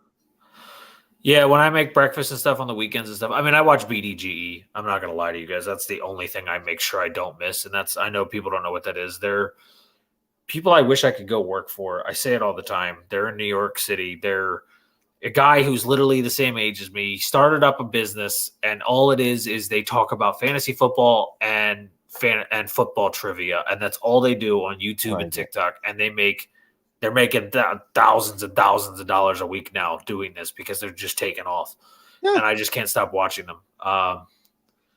The thing with it is credibility, right? Like, can you be right? How often can you be right? Yeah, and they're right pretty often. There's some times where they're really like some of their takes are pretty bad, but that's everybody. You have to take hot take shots though sometimes. Exactly, that's what they do. I mean, fucking. Stephen A. made a career on that. Skip Bayless made a career on that. And Mel Kiper still has a job, but Mel Kiper is one of those guys that said, if Jimmy Clausen isn't an all-pro franchise quarterback, I'm going to retire. And we all know what Jimmy Clausen wound up being. Doug Gottlieb, and again, your opinion, I respect it. I can see why people wouldn't like him, but he has one of the longest running radio shows in the country. And Fox has those guys. It was like Clay Travis, right? They had him before. Like, yeah, I hated listening to him, but I'd listen to him anyways. Yeah. So I don't listen to Doug, so I don't know. I have no opinion. I just know that Rich Eisen's my favorite. He's a lot more basketball. I mean, he played college basketball. He nearly made it to the pros, or did. I'm not sure. I wish SVP had a show regularly. Scott Van Pelt's a fun one. That's why I like Dan Patrick so much. Like, I feel like those old ESPN heads are so good at what they do. Yeah, ESPN ruined them. That's what generally happened. ESPN ruined them. Yeah, but now ESPN has McAfee. That's all they have that's worth a damn. And the funny thing is, they made him put a disclaimer at the beginning of the show, and he's going to be the only thing that keeps him relevant. Yeah. I just feel like these guys, I think with like YouTube and obviously like gambling, like Barstool, like you can get more popular outside of a big institution now. ESPN's a relic. God, I hate that idiot though. I'm not gonna lie. Who? I know how good he is, and I know the money he makes. He's just such a good businessman. But the guy from Barstool, I can't think of his name. Yeah, I freaking hate Dave Portnoy. Dude, you can't. But his think about his business acumen, right? He sells Barstool, sells it, makes like $280 million, right? Yeah. Yeah, Mike Greenberg does suck. He was only good because of Mike Golick. So he sells Barstool for $280, and then it tanks because they don't have Dave Portnoy running it anymore. So he reacquires it and then sells it for like another $400 million, and then buys it back for $1. Yeah. So like I said, he's an incredible business. His personality is one of those that I just can't. I fucking hate. Now, listen. He's got the right personality for showbiz. He does. Just that there's certain things about him that I'm like, God, dude, I want to punch you in the face. Like, for sure. I mean, there's nothing. I mean, the guy, like, listen, he's got that typical New York dickhead mentality, right? Like, no, he's the guy that broke the injury report issue. Dave Portnoy, yeah, Barstool was the one that called it to light to be investigated. He is for the bros. I feel like lax bros sit around and twirl their little sticks. Yeah, like he's sports Andrew Tate. Oh God. Okay. All right, I'm not going to go into Andrew Tate. Giants Commanders 31-19. 6 turnovers from the Commanders. And I was shocked to see Brandon Staley still a head coach today, but I'm going to be 100% honest. I was more shocked to see that Jack Del Rio is still the defensive coordinator of the Washington Commanders this morning. After what Tommy DeVito did to his defense, I was shocked. I wonder how warm those chicken cutlets were when he got home.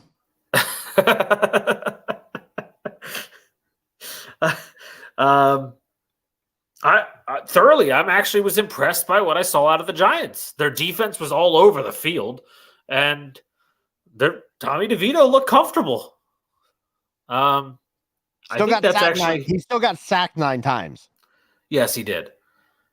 But that offensive line is literally a sieve. I mean, how many times was Sam sacked? 4. There was a fucking plus 3,500. It was plus 3,500 that Sam Howell even gets sacked in this game. He's the most sacked quarterback in the league, and they had a plus 3,500 odds on it. I was like, who wouldn't take that? Yeah, and for him to be leading the league in yards, I mean, I'm expecting more games like this where he does throw 3 picks. He has, honestly, that game, somebody goes, this game proves he's not a franchise quarterback. No, it does not. One bad game, like really bad game, does not prove it because the rest of the team sucked ass too. Okay, I mean, Baltimore beat the shit out of the Lions. Does that mean that the Lions aren't an actual contender this year? Right, like, I mean, they had 3 fumbles, a running back and 2 receivers fumbled and lost those balls. Like, it's not just on Sam Howell in this game. The whole team didn't play football.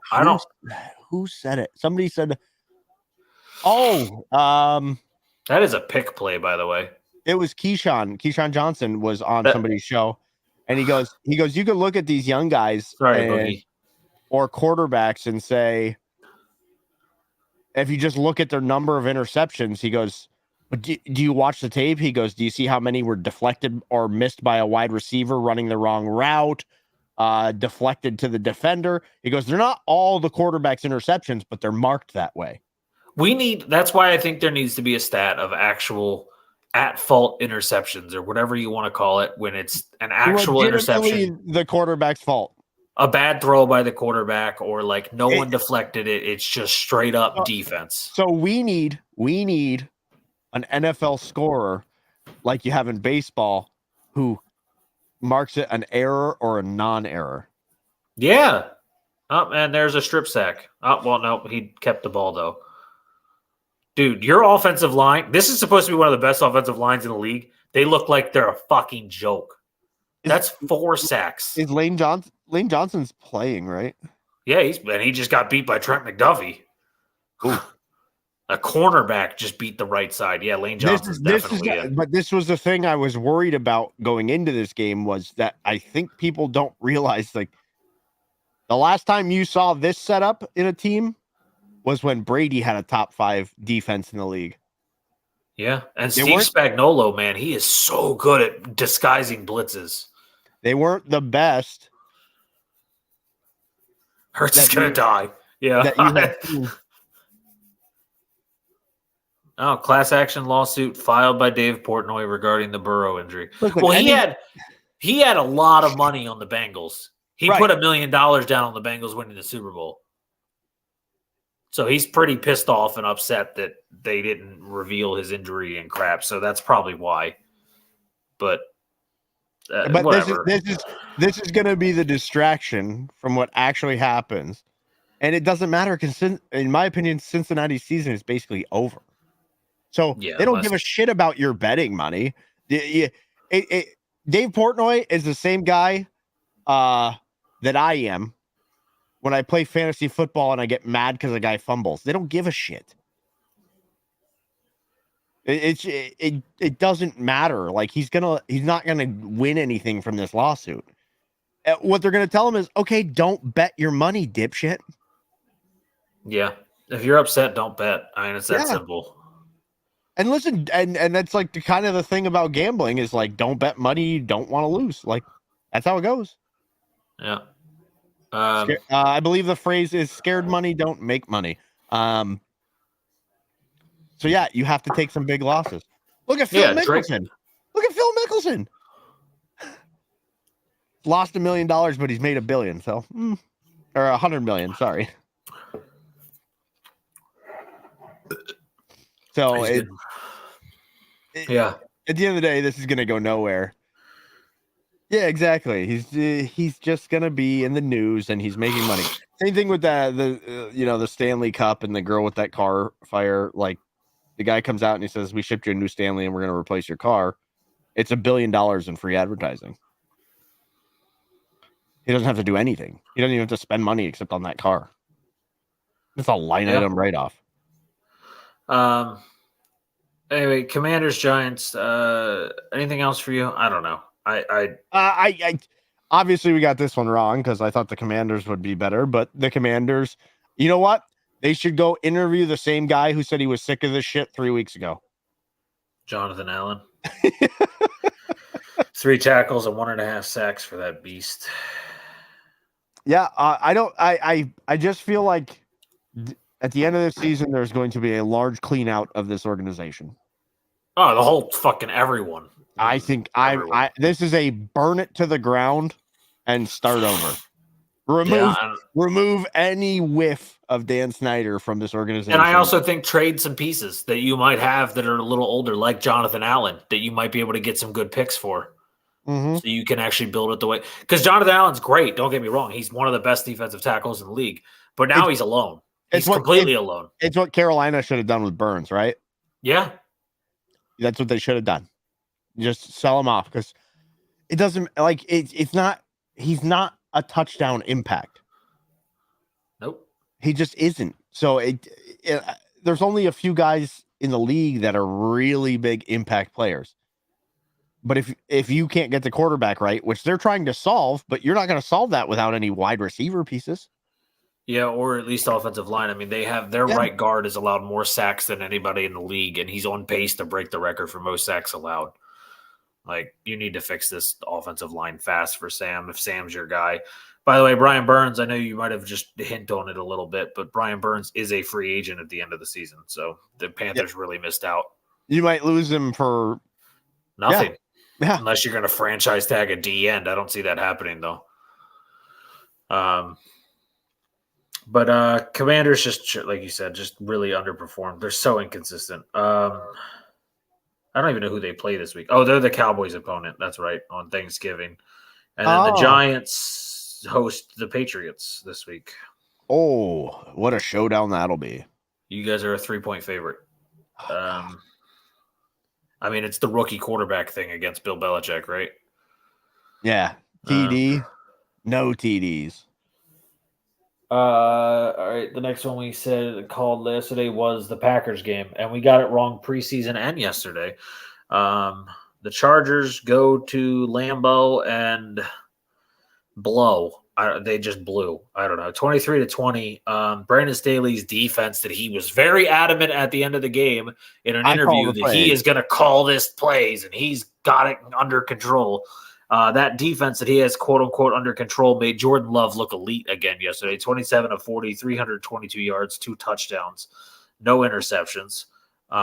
So that quote unquote genius of Brandon Staley really showed up. Okay. I'm very opinionated on this team. Go for it. Look at that roster. I'm staring at it right now, to be honest with you. Look at that roster. Look at that team. Okay.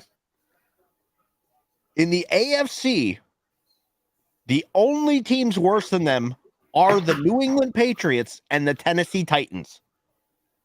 They are the most. They are tied with the Jets. Jesus Christ. Yeah, they're behind the Colts. That's crazy. They are the most underperforming team in the NFL if you look at it roster-wise. You are wasting Justin Herbert's career. Look at that game yesterday. You saw visible frustration out of this quarterback when the ball didn't get hiked on time to take a delay of game. Yeah. The pass dropped, Quentin Johnson? No, I don't know which one you're talking about. Keenan Allen had one right in the middle of his chest in the end zone. They think that was more. There was something with where the sun was at the time because they're blaming the sun on the stadium. I know. But Johnson dropped the legit game-winning pass. Yep. I mean, that's what you're going to get out of a rookie. You're fumbling near the end zone, bad red zone plays. Yep. Just everything about this team needs a shakeup. And for some ungodly fucking reason, these owners are loyal to Brandon Staley when you could just go, you know what? You're fired. Kellen Moore, take it for however many games are left, and we'll decide on you. That's what I think they should have done. Okay, you're not getting Sean Payton. You aren't going to spend money on a big name guy. So you already have the guy in the building if you decide to stick with him, and you're not going to pay him all that much because he's not a big name. Yeah, he was a big name coordinator, but just by making him the head coach, you're elevating him. Yeah. So I think the biggest thing is, again, they're just not good on the side of the ball where he's supposed to be the coach. Yeah, I mean, you can't let Jordan Love tear you apart. It's flat out honest. You just can't. You watch that defense, and their secondary has blown coverage after blown coverage after blown coverage. I'm probably in a minority here, but I wouldn't even re-sign Derwin James. Well, we went over this last week. Derwin had just got a 4-year deal for $96 million before the season started. So I'd get rid of him. I honestly would too. I agree with you. I think he's completely become nothing. I think he's an average safety at best. I don't think he's elite. The penalties are fucking killer that he takes. And then he's still not great even in coverage. He's just not. It's I like I said, once I saw the records and I saw that they're tied for 13th in the AFC. Yeah. I was like, yeah, see ya. Just think about this. We just talked about this. Look at what Pittsburgh is doing with Kenny Pickett as their quarterback.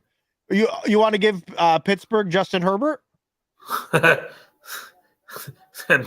don't think any fucking AFC North team wants that to ever happen. Yeah.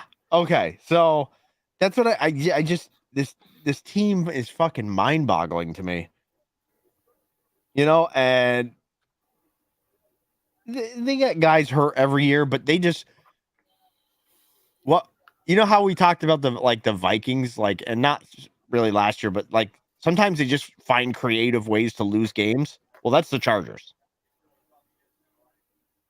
They find a way to lose. Doesn't matter. Everybody has their best game against the Chargers. It's just mind-blowing that this team can be as bad as they are when at times they look like they should be a juggernaut. I can't lie to you. I'm really upset that we had our best, Jordan Love had his best career game, because I have been arguing all day on Packers fucking fan forums and on Packers fan page on fucking Facebook about how we have to understand that was a fucking anomaly and he's going to get destroyed by the Detroit Lions. And people are like, no, he's fine. He's really taking the strides. Okay, hold on. If you want to put it in perspective, the Packers are also 4-6, just like the Chargers, but they are 8th in the NFC. Yeah, I mean, the NFC is terrible. Right? It's like, hold on a second. Let's pump the brakes. This is quote-unquote the best NFC team playing right now, and they're not looking great. I know the weather, but this game should favor the Eagles, and it's not. The AFC is just so much better. I was going to say, I think the prediction of the NFC, the only thing outside of it is that Detroit is as good as they are, because I would put them ahead of Dallas. But, I mean, San Francisco and Philadelphia was really what everybody thought it was going to come down to. Yeah, I think Detroit could battle that, but their defense is also depending on the outcome of tonight's game. Their secondary is just really bad, right? Detroit will be tied for first and playing for first. Yeah, and it's the first time since JFK was president they've been 8-2. Well, we saw how his presidency ended.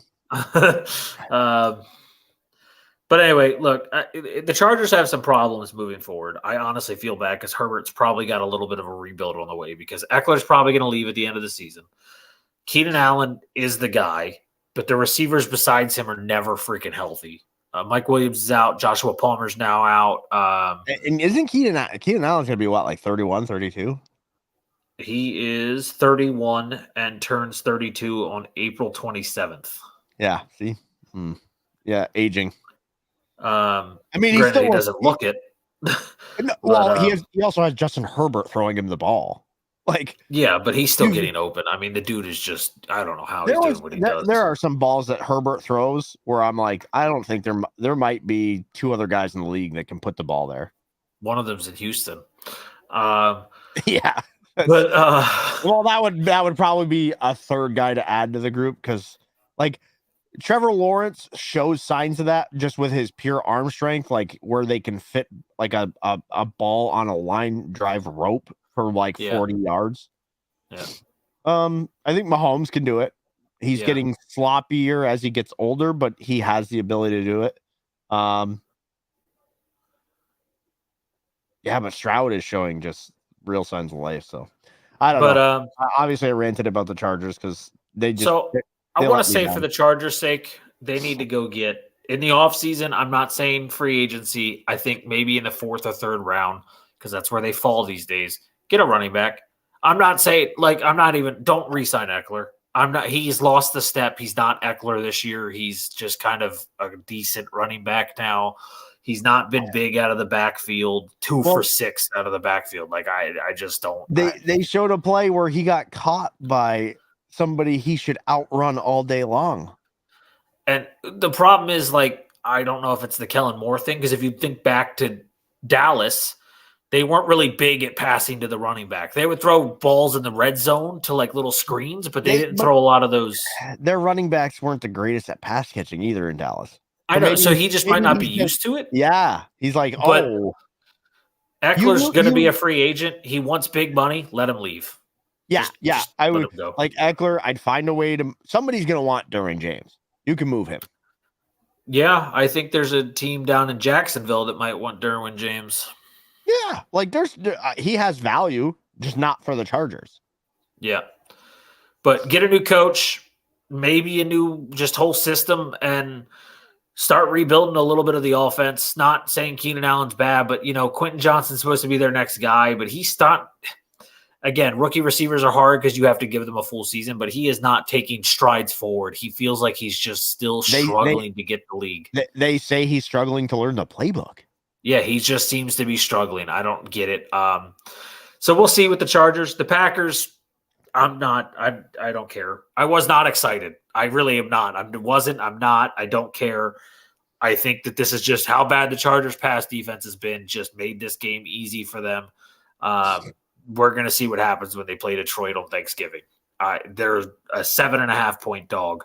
But good for Jordan Love. He looked good. Maybe it's a good moment for him, and maybe he finds some momentum. I don't know, but I don't think he's the guy. I think that's the problem, right? Is he looked good, but it's against the Chargers. Like it's like the Dallas win this week. It was against Carolina. Like you just have to take it with a grain of salt. Yeah. Now, flip side, injuries. Aaron Jones, leg injury. No one's sure how bad it really is. It looked fucking horrendous. He claims it's not that bad. He went for an MRI today. We find out tomorrow the extent and how long, but most likely going to miss a game or two at least. I don't know how he's even going to play this season. And on the other side, Joey Bosa, they say an IR stint is most likely due to his injury. They're saying foot, but it looked like it could have been Achilles. That's what I thought, but they're saying it's a foot injury, but it's an IR stint probably on the way. I do want to point out that I actually saw something today that I agree with, that the Packers in the offseason should look at shipping Aaron Jones to a team that might want a number 2 running back or a guy to split time with. I think they can pull that off. If DeAndre Swift can get traded, I feel like Aaron Jones can get traded because everyone forgets that he's been a 1,000-yard runner for 3 straight seasons. So I think he has the value. This year's been a bad year, but he's been hurt. So I think there's going to be a team out there like Buffalo that might say, let's get him. Put him on the fast track in Dallas. Yeah, with Pollard, him and Pollard would be a good one too. Or like I said, even Buffalo, just a guy who's used to the cold weather games, might help Aaron. He's a good pass catcher, so he could actually help Josh Allen some in that aspect too. So I saw it and I was like, it's not a bad move. Even if you get like a third for him, you get that salary cap off your roster and you get something for it. So I don't know. I wouldn't mind it. If I was the Steelers, I'd be inquiring and moving Najee Harris. AJ Dillon is not the answer, though. I'm not saying we should make him the one. I just want to clarify that. I think it's just go get a guy in the draft somewhere in the 4th round or 3rd round and deal with it. Because running backs are replaceable in this league. But anyway, Packers play the Lions on Thanksgiving. The Chargers get the Ravens this weekend. Oh, well. On Sunday Night Football, we get Lamar versus Herbert. No Mark Andrews, but I feel like that is still heavily favoring Baltimore. What is the line? I feel like Odell could go for another 140. It's a 4-point line in favor of the Ravens on the road in LA. So, yeah, I mean, they're saying 7-point on a neutral field. Which is basically what, the Chargers Stadium is a neutral field. So, yeah, it really is. Our next game was a game that we thought was going to be closer, but I think I opened my eyes and saw that the Titans are just this fucking bad. But the Jags beat the Titans in a rebound game, 34-14. Calvin Ridley, is he back? I'd be excited. I'd be excited, but I think next week we're just going to see Calvin Ridley go for like 4 catches and 28 yards, I do have to eat my words because when we talked about this game, I was like, Trevor Lawrence can't score touchdowns. Well, he had 4, so. Yeah, he ran in 2 and had 2 in the air. ETN was kind of but when you have a monster named Jeffrey Simmons catching touchdowns and playing defense, it's going to happen. And for those who did not see it, yes, Jeffrey Simmons caught a touchdown pass. Yes. I love when big men catch a touchdown pass. It's one of the best because they've been saving that celebration for a long time. More Ravens fans will be in attendance. And 100% Chargers fans. Yeah. In that stadium, generally the Chargers, the best they do is about 50-50. Yeah, and the flock travels well, so there's a good chance that that's actually true. The Titans, on the other hand, couldn't run the ball in this game. Derrick Henry was terrible. DeAndre Hopkins got his touchdown. Yards. Yeah, 10 carries. Yeah. DeAndre Hopkins got his touchdown on a 1 play for 43 yards. Will Levis still, I'm starting to see what I thought I was going to see. The guy is just a decent quarterback, but I don't know if he's their franchise guy. We'll have to see more games, but I still think there's a lot more to see. Honestly, I think it's just a bad offensive coordinator. I really don't think Tennessee has good offensive play calls. They look like they have no scheme to their game at all. See, now that would be a guy, unfortunately, if I was the Chargers, I might be calling about Vrabel. It's up safe. Yes, he's a defensive guy, but you already have Kellen Moore. I think they're going to let Kellen leave. I honestly think I think that the Chargers are going to take a big step, and I think they're going to do something impressive as hell. And I think the Chargers are going to get Brian Johnson, the offensive coordinator for the Lions. Ooh. I have a weird feeling that if they're going to move off Staley, which they should, I think they're going to go with a guy who has just creativity and a really wide open offensive mind. Kellen Moore plays a more standard NFL offensive, like he's a very safe offensive coordinator. I think if you go get someone like Brian Johnson and put him with Justin Herbert, the playbook opens up so big. And and you kind of could do it if you think about it, because like Kellen could go elsewhere, like Washington. I was gonna say Washington. He could go. I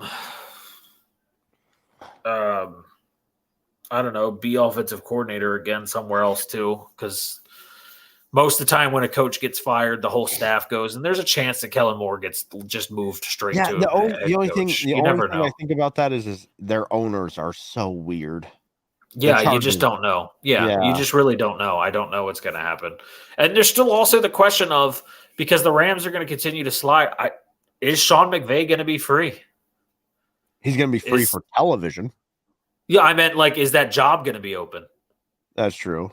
PPR, one flex, 12 team. Kyler, Gibbs, Hall, AJ Brown, Puka, Kincaid, Debo, and benches Godwin, J Love, Moss, and Hunt. I have Godwin on my bench. Any trade suggestions? Get ready for playoffs. I would move Godwin. I would move Godwin. But what do you need is the question. Jahmyr Gibbs, Brees Hall. Brees Hall hasn't done much lately. Wouldn't touch AJ Brown, Puka, Kincaid, or Debo. Moss is still getting some touches. And Kareem Hunt will always be good for an end zone. Yes. Yeah, especially now that they're struggling for touchdowns.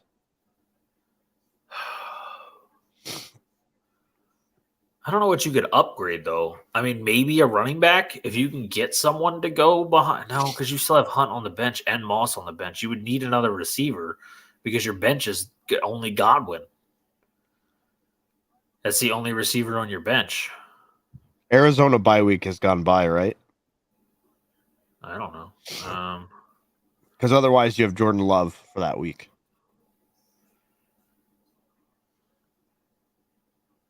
No. They play the Rams, the Steelers, and then week 14 they have a bye. Don't ask me who we play week 14. I have no fucking clue. It might be the Giants. Oh, well. It is indeed the Giants. So that's not bad. Yeah, but is Jordan Love better than Sam Howell? That was a division rivalry game. I never know what to make of those. I mean, I would be afraid to move Godwin because you don't have anyone on the bench. I would say, if anything, maybe you can move Hunt or Moss, maybe Moss, to get another receiver in case of an injury. Debo's a risk of injury. Puka's been banged up. Chris Jones again gets the hurts. Jesus. Yeah, Jalen Hurts is going to die. I feel bad for Boogie. Personally, when I get into these situations, especially in fantasy, I just tend to hold steady. I feel like people make moves more out of, I don't want to say desperation, but like boredom. Like, I make very minimal moves unless I really have to. Like, obviously bye weeks where you have, like, in our league, my quarterbacks had the same bye week. So I had to go get a quarterback. I'm the opposite of Dot. I love making moves. I just love feeling like a general manager, so I try and trade all the time. Yeah, but my team's 10-0. Yeah, I know. Lick my butt. I mean, okay, my running backs have just died. I really should have just died. I'm not ever going back to this strategy. My strategy every year has been receivers are the most important because when you hit, they're the best. This year I was like, I'm going to go running backs for the first time ever, and I regret every second of it. I feel bad for me too, and my liver. Listen, it's just liver CrossFit. It's fine. But I am going to win this week in our league. Finally, get back on track after 3 straight losses. But that's because my receivers went. I mean, Tank Dell and Lamar Jackson carried my team through the week. You would have beat me, but then the afternoon games happened, and Keenan Allen went for 43.5, and CeeDee Lamb went for 42.5. So I will say I'm happy that I'm winning today or this week because I benched Ridley and put Rico Dowdle as my fucking flex over Ridley, and then Rico Dowdle had 4 points. and Calvin Ridley had his best game since week 1. And I still managed to pull that win. I don't know. But no, I would stay where you're at, safe, unless you really feel like if someone's on the block that really intrigues you, then maybe try and see if you can move Moss or Godwin for that type of move. But otherwise, I don't think you need to move anything. Your team is really good for the rest of the season. Kyler, I don't know. What's his schedule look like? Kyler's got the Rams, the Steelers. Okay, his schedule sucks ass minus the Bears. He's got the Rams, the Steelers bye week, the Niners, then the Bears, and then week 17, which is fucking fantasy championship week, is Philadelphia in Philadelphia. Yeah, that's rough. So That's you right, might want to see, maybe you can move Godwin and Love for and Love as a pair for maybe a quarterback to replace Kyler on his rough games, and then just have another bench option. I don't know who's available. I don't know who would be there. But I would definitely look maybe at trying to thicken up the option behind Kyler because of the rest of the schedule for him. Not move Kyler because he's good for the other games. But like Jordan Love isn't a good option in those games because he's got the Chiefs the week that Kyler has the Steelers. And then he's got – actually, you know what? Jordan Love might be all right. He's got the Giants, Bucks, and Panthers all in a row.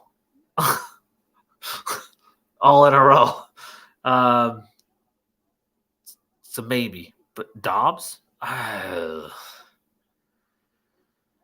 I mean, I'm amazed he lived yesterday's hit. Yeah, that was a brutal hit.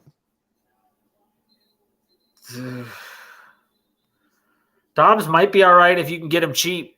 He's got the Bears this coming week and then has a different bye week than Kyler, and then has the Raiders, which is a favorable matchup. The Bengals might be packing it in by the time he plays the Bengals.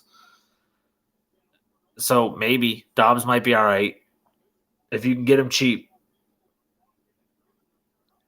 But yeah, I would be worried about Kyler for some of those games. Like Philly is a really rough matchup for him. Because they get after the quarterback, and Kyler panics when he's getting pass rushed.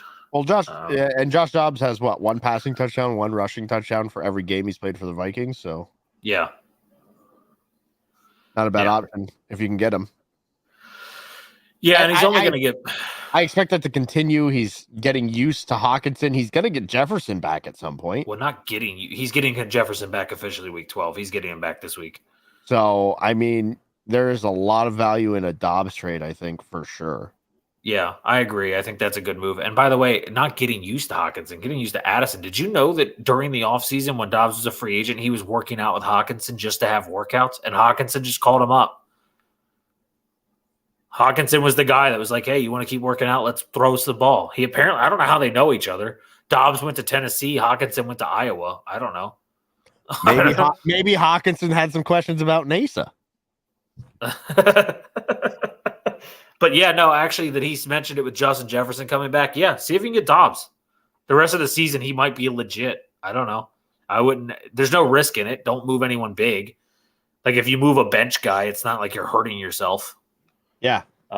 And Dobbs will outplay Jordan Love every week. The rest of the season, the Packers have a rough schedule because I said, yeah, Carolina, but Carolina has the 8th ranked pass defense. Like that's not favorable.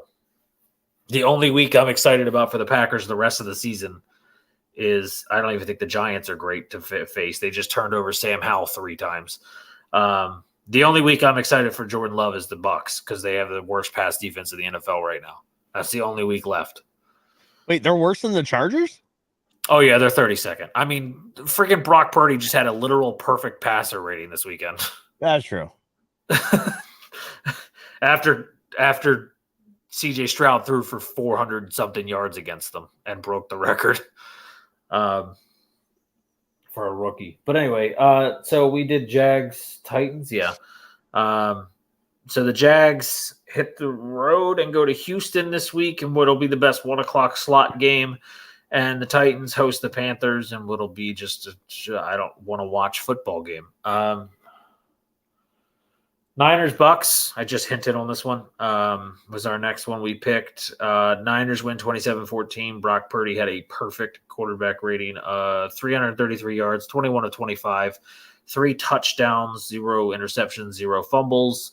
Christian McCaffrey did get into the end zone, but in the air, so he still got his touchdown that we were all hoping we'd see. Brock only threw to 4 people: Kittle, Samuel, Ayuk, McCaffrey. Got it done. Yeah, didn't Ayuk go for like 156 because of that big catch he had? 76-yard catch, yeah. But 156, 4 catches. Other than those 176 yards, 4 catches for whatever the rest would be. The touchdown, Kittle had a touchdown. Oh, 80 yards because it was 156. McCaffrey had a touchdown, and then no touchdown for Samuel, but 3 catches, 63 yards. Good game for this. I mean, just straight up great game for the Niners all the way across the board. They had a big injury too, though. Yeah, who was it? I don't remember. Hufanga. They lose Hufanga for the season to an ACL. Yep, there you go. I couldn't remember. I knew I saw somebody big was out. And I don't know how serious his injury is, but they also lost Javon Hargrave. It might not be big. It's a thumb injury.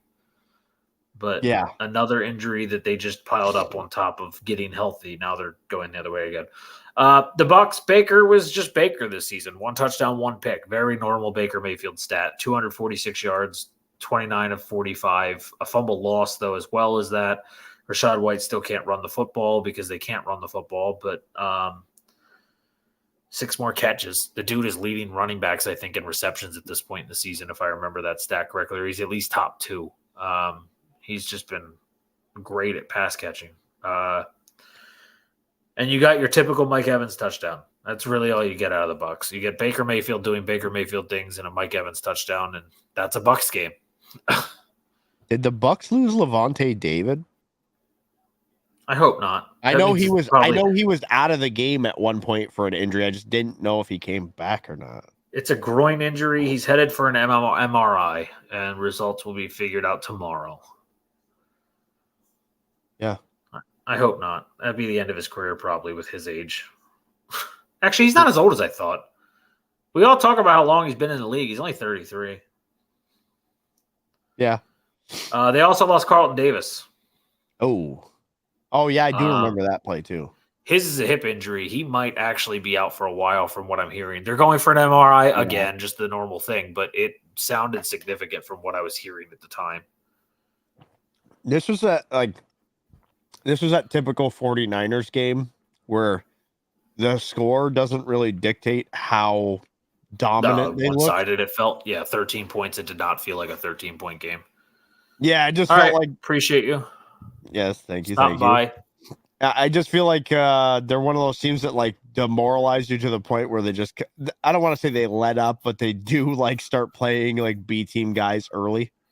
Yeah. Because they're literally one of the only NFL teams top to bottom. Like I think their roster top to bottom is probably the best roster in football. And they can beat you in so many ways that it is purely dependent on how healthy they are. I agree. Like you saw, I mean, Debo certainly had an impact in his injury, but like Trent Williams, you don't have him, you're a totally different team. Yeah, they don't seem to have any momentum on offense. It's like they just die without Trent Williams. And Trent Williams he's just so good, man. I don't know. Like, is there anybody that really rivals him right now? Like, at left tackle in the NFL, no. I don't think. I mean, the dude is just so big, and he is so fast for that size. There's not a one, and he's so old, and he's still doing it.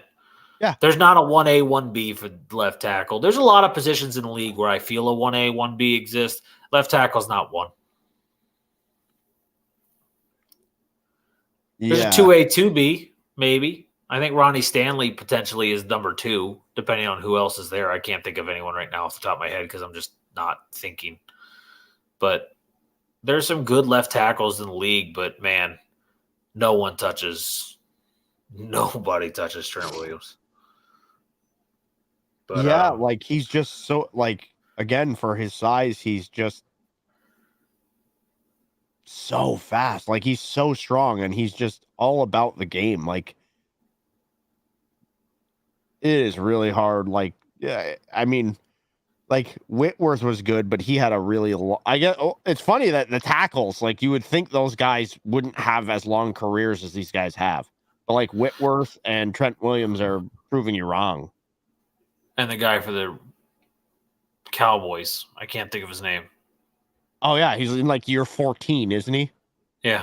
It's like what and Jason Peters before the Eagles let him leave. Yeah. You're in the trenches. I just wonder if it has to do. Normally with guys of that size, it's like leg things that take them out. I just wonder if it's the fact that they're allowed to be like normal people. They don't have to be shredded. It's kind of like Kelsey at center, right? Like, And you know, you don't have to be like, you don't have to look like DK Metcalf. You can just kind of be like your own thing. You just have to be strong. yeah. I'm going to answer this question when I look up the Cup injury. I don't remember if he's Rest of significant. season. Oh God. So Cup is day to day, has a chance to miss no future action, but you never know. Let me look at the Rams' rest of schedule and Panthers' rest of schedule because I'd rather give you a legit, knowledgeable answer. Cardinals, Browns. Oh God. So Cup gets the Cardinals this week, but then he gets the Browns, the Ravens back to back, then the Commanders, which is favorable, but then the Saints and Giants come Super Bowl time for fantasy. Saints bad, Giants okay. And the Browns and Ravens are a terrible matchup for him. Let me look at the Panthers. They get the Titans, who just led up 100 and something yards to somebody, Calvin Ridley. The Bucks, the 32nd ranked pass defense. The Saints, not great to face. The Falcons, middle, I think 12th. Yeah, questionable, but doable. AJ Terrell, though, so maybe that might be a problem. And then the Packers and Jags to finish the playoff run of fantasy football. Oh, Bryce Young, though, versus Stafford makes this way closer than I want to say it is. Yeah, let me go look at Cup one more time. I think the upside for Thielen is he is literally the only option. Yeah, let me look at Cup one more time. I want to see how he's done the past couple weeks. I know he came back hot, but I feel like he's cooled off. But Thielen is only averaging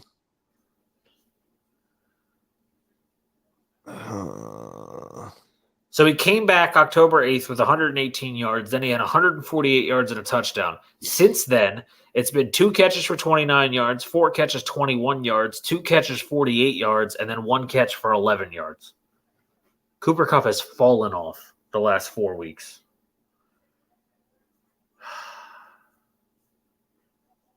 I'm going to say Thielen. I really am. I'm going to say Thielen. I actually would probably go Thielen here. I have Thielen on my team, and I would probably stick with him. I just don't like and especially having the Browns and Ravens ahead, I don't like those matchups at all.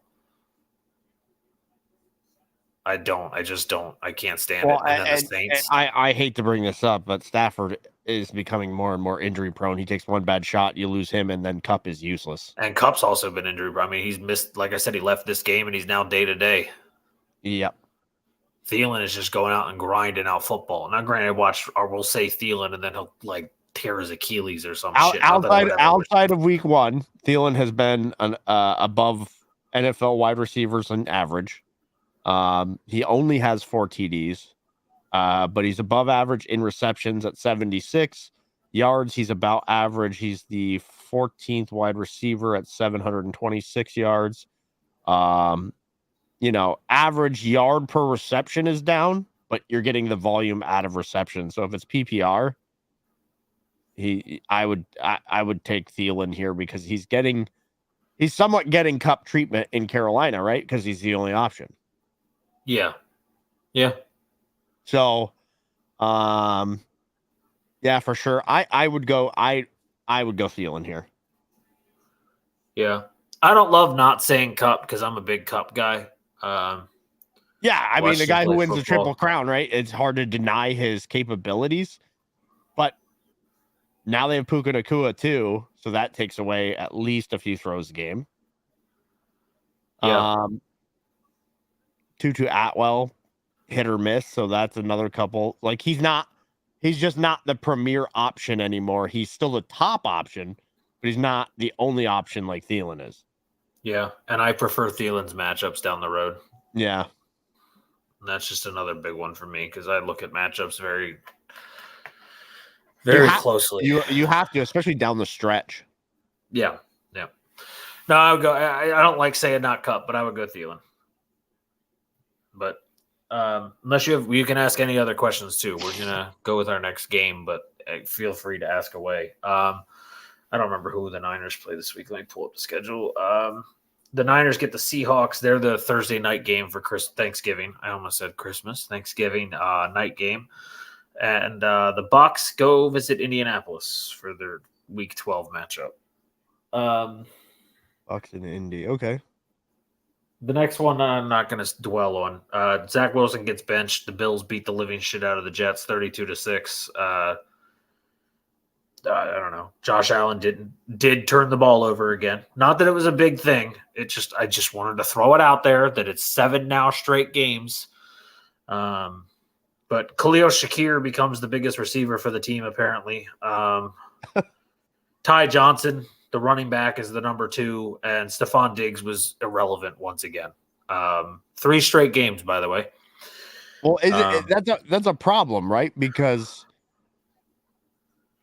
this game was very similar to the Dallas game versus Carolina, right? It kind of didn't show me anything, but if Stephon Diggs can't do anything, and Cook is just not it at running back, like their run game still struggles, they're not going to beat playoff teams.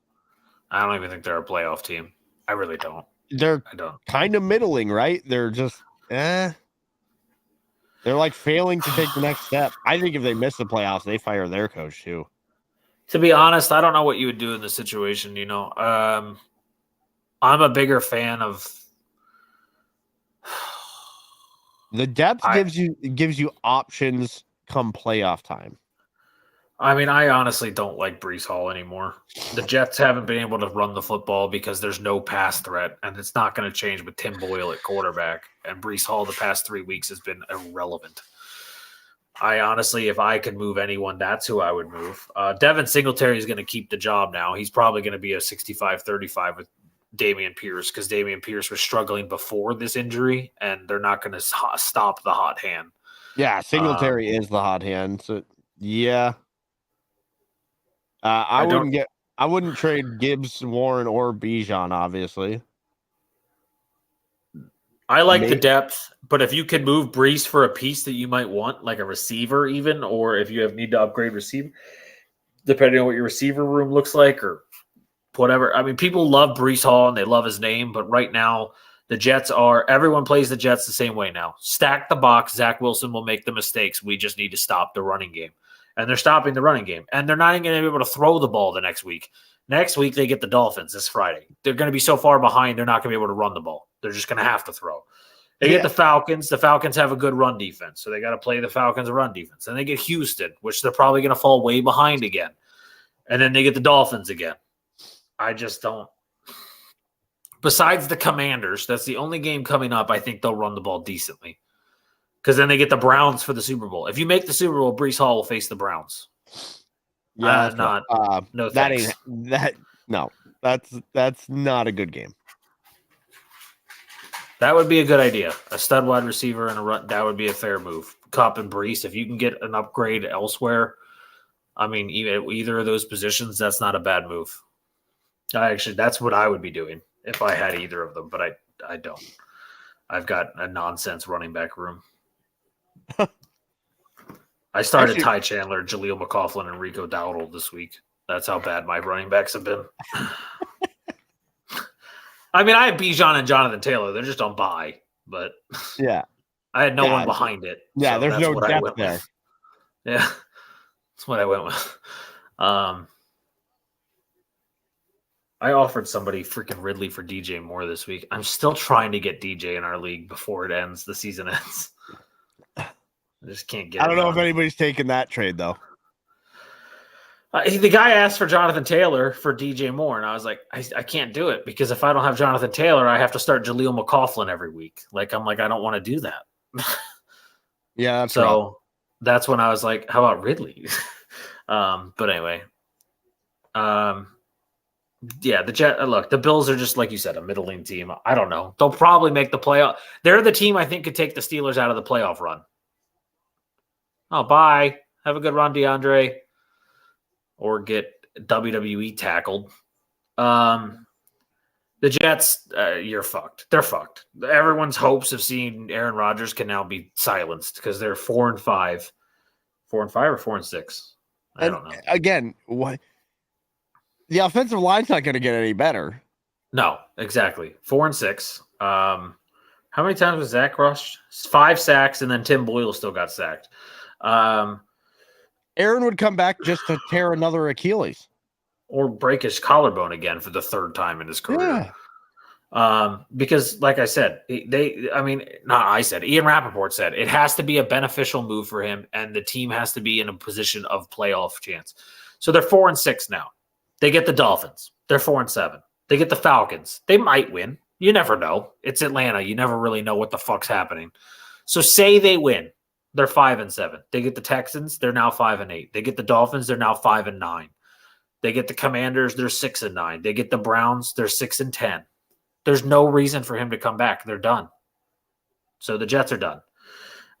They get the Dolphins this week. The Bills, I don't remember. They get the Eagles. This is somehow not a primetime game.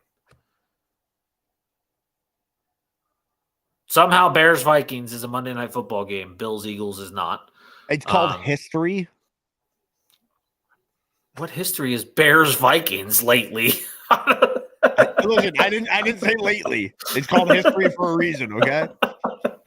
But anyway, Bills get to face the They're Eagles. like, oh, you want an upset of the week? Let's put Kurt in primetime against the terrible Bears.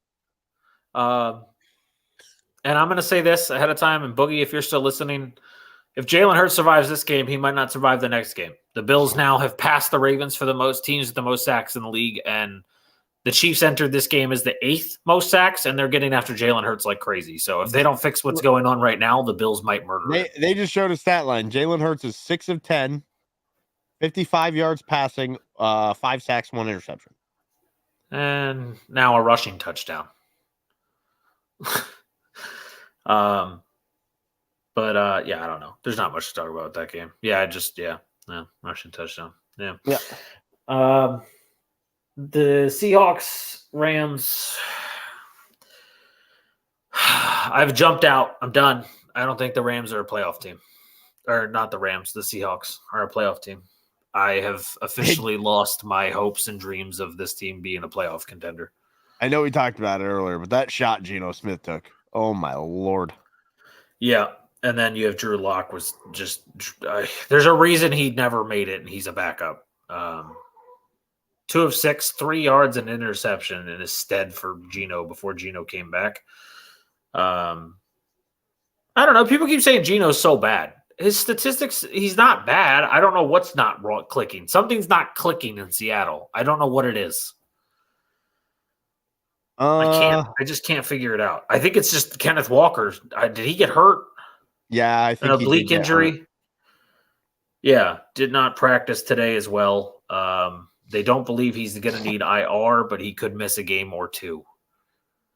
So they're down to Charbonnet and DJ Dallas somehow still in the NFL. I don't know. I don't know what it is with Seattle. There's just something that's not there. They have so much talent. They're one of those teams that on offense, they just have stutters for no reason. I just don't get it. They're kind of like the Chargers. Yeah. They're just, they should be better, but they're not. You know, it's hard to put your finger on it with them because, again, the roster is there. It just seems like they're underperforming. Yeah. I don't know. I keep wondering what's going on. And then you get the other side of the game, the Rams they win this game 17-16. Matt Stafford still didn't look good. Royce Freeman looked all right. I'll give him credit for that. They get Kyron Williams back this week. So that's big for the Rams. Like I said, they're getting sneakily healthy. Yeah, 4-6. Don't think they'll make a run at the NFC wild card. They still could. My curiosity is what they're going to do moving forward. It's honestly the team I'm most intrigued by in the offseason. I know there's a lot of intriguing teams, but this is the team I'm most excited to see what happens because Aaron Donald said when he starts to feel the peak of his career ending, he's going to retire. He doesn't want to play in his decline. I feel like he's hitting that peak end. We're starting to see him slow down a little bit. So I feel like he might start to see that consideration. And I think if he does, I think it's going to be motivated by the fact that if they don't make the playoffs this year, there's a chance Sean McVay just says, you know what, we're not going to be there and calls it and goes to the booth for a few years. He's young. He's got plenty of coaching time ahead. He might take that beautiful money and go be a commentator for someone. Hell, he might do the Peyton thing and do it for like a year and come back. Yeah, exactly. So you never really know. The Rams are just such an interesting situation. You could see Matt Stafford with all these injuries adding up and the bangs and bruises he's taken. You could see Matt Stafford retire at the end of the season, and then the Rams have to figure out who to get at quarterback. So with no trade capital because you have no picks. Yeah, and you also You've don't really have literally any given- pieces moving Right. worth moving. You really don't have guys in their prime. Like you hit on Puka Nacua. I would say that's a hit, but that's going to be quarterback dependent. Yeah, this is a team that I just don't know what's going to happen, and I don't know. But anyway, 4-6, they win this game. I mean, Sean McVay moves to 8-3 against the Seattle Seahawks. So at home, sorry, they've played way more than that under Sean McVay's then at home in LA. So, but I don't know. I like what the Rams do every week when they're like this, even though it was a very low-scoring game. It was good to see their defense show up. Their defense has started to look a little porous the past few weeks, so it was good to see their defense show up. I'm really excited to see what happens with Kyron Williams back. I think the scary thing is Cooper Kupp's ankles are like my ankles, dude. Yeah, it's constantly getting hurt now. You can sprain them shits walking upstairs. Yeah, that's why one of the reasons I would suggest trading him is just because I don't know, these injuries are starting to pile up for Cooper Kupp. And you saw what they did with him last year. They just shut him down. Yep. Yeah, they want him to be their franchise guy. So, and I'm not saying he can't be, but he is becoming injury prone. Yeah, and he's older. People don't realize he played 5 or 4 years full at Eastern Washington. How old is this man? Cooper Kupp's 30, turns 31 in June. Yeah, so he's up there. For a receiver, that's getting to the point where you start slowing down and see a lot less value. I don't know, though. Keenan Allen's also showing. Yeah, that guy's a fucking... And the funny thing is, he started his career often injured, and now he's healthy. Well, that's because the guy opposite him in the same wide receiver room now takes all the injuries. Yeah, and all the drops. Sorry, I don't like Mike Williams. The Rams go visit Arizona this week for their next game, and the Seahawks get, I said it earlier, sorry, Thanksgiving night. They're the night game at 8:20 against the Niners. Ooh, man. There's Dino's going to get peppered 2 weeks in a row? Yeah. I don't know. I didn't see if he's actually, I don't know what the significance of that elbow injury was. I know he came back, but he didn't look great when he came back. Did not practice on Monday. They said they're optimistic he could play Thursday. It is considered to be a bone bruise. Huh. So we'll have to see. Moving along because we've only got one game left and then we've got to pick 4. Okay. They all should be pretty easy to pick. Yeah. But last one here is Vikings Broncos. Last night's game with the Pastronaut. 21-20 winds up the final. Russell Wilson coordinated a game-winning drive, which he's been good at this season, but he was not good before that. They just kept kicking field goals every time they got within the 35-yard line. They could not move the football anymore. Is he not like the most boring of the highly rated by QBR? He's reminding me of Alex Smith. There's nothing special anymore, but he does the job well. I feel like this is Sean Payton coaching Russell the same way he coached Drew Brees when Drew Brees couldn't throw the ball down the field anymore. Yeah, but he doesn't have a Mike Thomas. Offense. Yeah, same offense, but they have Cortland Sutton and Jerry Jeudy, so it's a little worse. There's a lot of passes to the flat. Just watch a game and you're like, oh, this is Samaje Perine, 7 receptions. It was just a Jaleel McLaughlin, 5 receptions, 12 receptions to the 2 running backs, and Javonte Williams added 2, so 14 receptions to the 3 running backs. That's ridiculous. They couldn't run the football, but it's been hard against the Vikings the past couple weeks. Madison looked all right, though. I got to give Madison some credit. Yeah. Coming off the concussion, he actually looked pretty good. Ty Chandler looked really good. I think they might have figured out they have a 1-2 punch. Which should benefit both of them. Yep. And as I said earlier, Dobbs and Hawkinson had a workout thing during the preseason, so they actually have a connection. Hawkinson, since Dobbs has gotten there, leads all tight ends in receptions and yards. He was the leading receiver in this game as well. I do think it's a little concerning that Addison still hasn't seemed to got acquainted with Dobbs yet. But I wonder if that's just he faced Surtain yesterday, so I mean, it's really hard to beat Pat Surtain. But reports are Justin Jefferson should be back this week. Everything I'm hearing is that he should.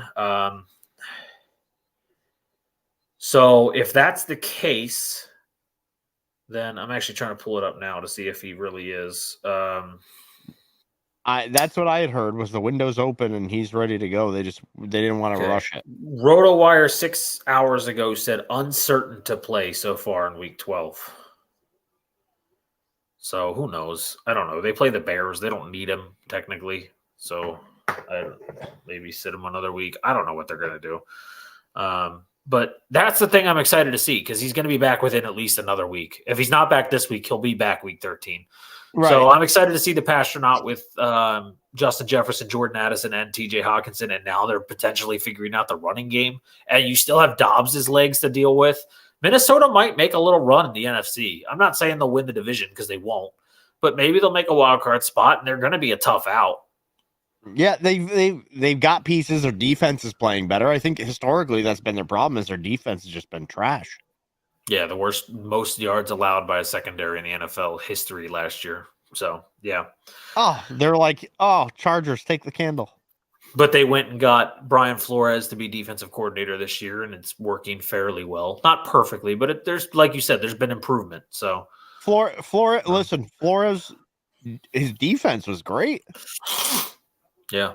But he got fired anyways because, again, we keep saying this about coaches in the NFL. Defensive coaches are going to be, guess what? Great defensive coordinators, hopefully. Yeah. But they're not going to be good head coaches. Yeah. The best head coaches, if you look at the best head coaches, they elevate two things or one of two things, quarterback or offensive line. It's one of the two. Yeah, hold on. Let's do a little thing real quick here so we can get onto this. Broncos play the Browns this week, and which should be an interesting matchup. The Vikings play Monday Night Football against the Bears. So there's all the games for the week. But let's look at this. Division leader, the Miami Dolphins, Mike McDaniel, offensive guy. Ravens, okay, special teams coordinator. So John Harbaugh's an anomaly. The Jags, can't think of his name. Doug Peterson, offensive-minded guy. The Chiefs, Andy Reid, offensive-minded guy. Go to the NFC. Eagles. Holy crap. God, what is the last name? Sirianni. Sirianni. Nick Sirianni, thank you. I was going to say Kevin Stefanski. I was like, that's not it. Offensive-minded guy. Lions, Dan Campbell, tight end guy. So offensive-minded dude.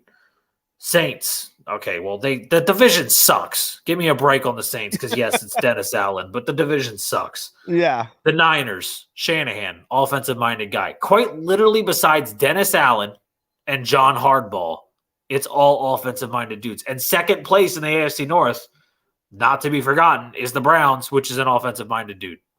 Who has one of the best defenses in the league. Yeah. Like, that's, I think, when you start looking at teams, you look at the teams that are underperforming. And Sean Payton, offensive-minded guru. Like, if you just look at all of the first and second place, for most of them, it's all offense. And look Mike McCarthy, offense. Look at the biggest letdowns. Chargers, defensive coach. Bills, defensive coach. Like, you just keep going down the list.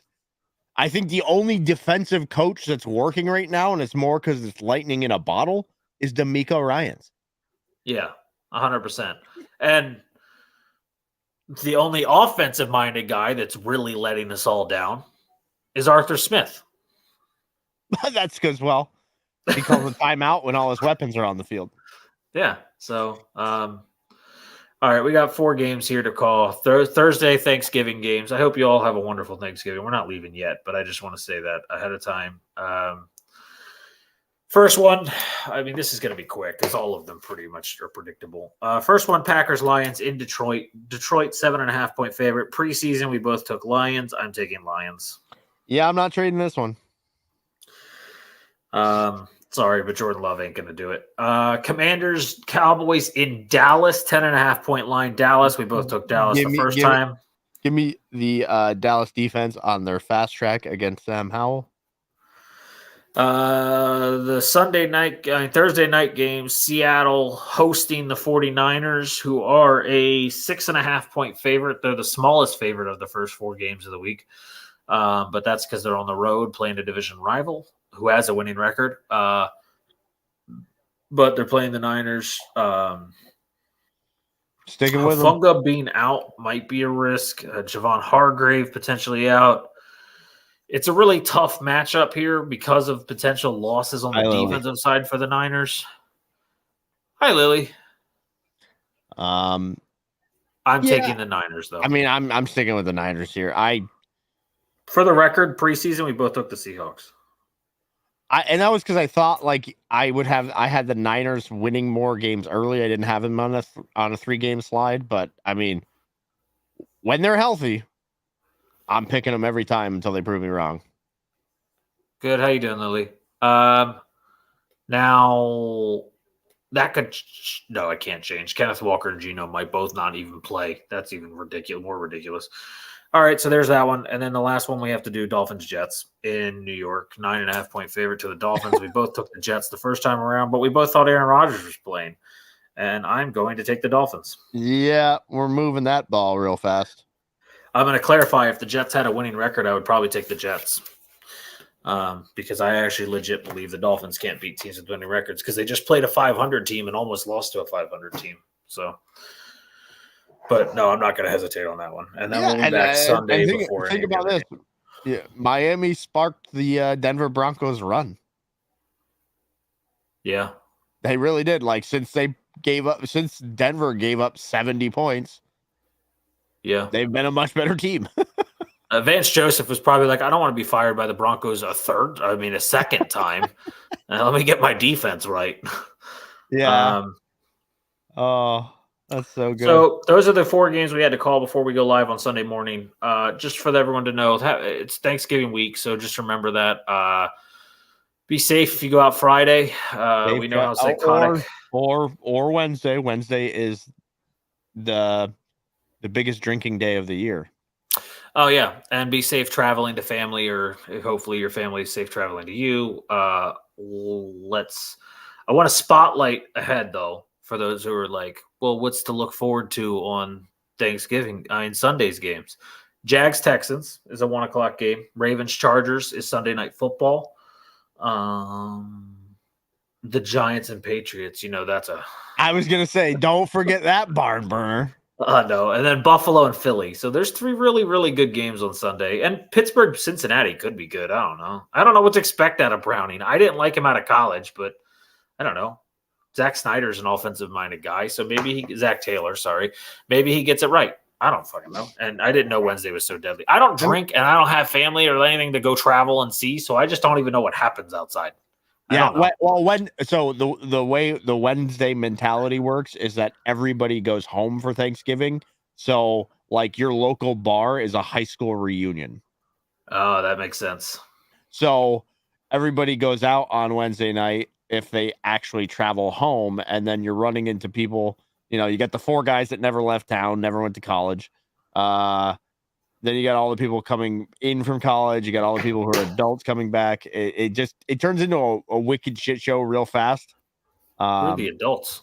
What are adults?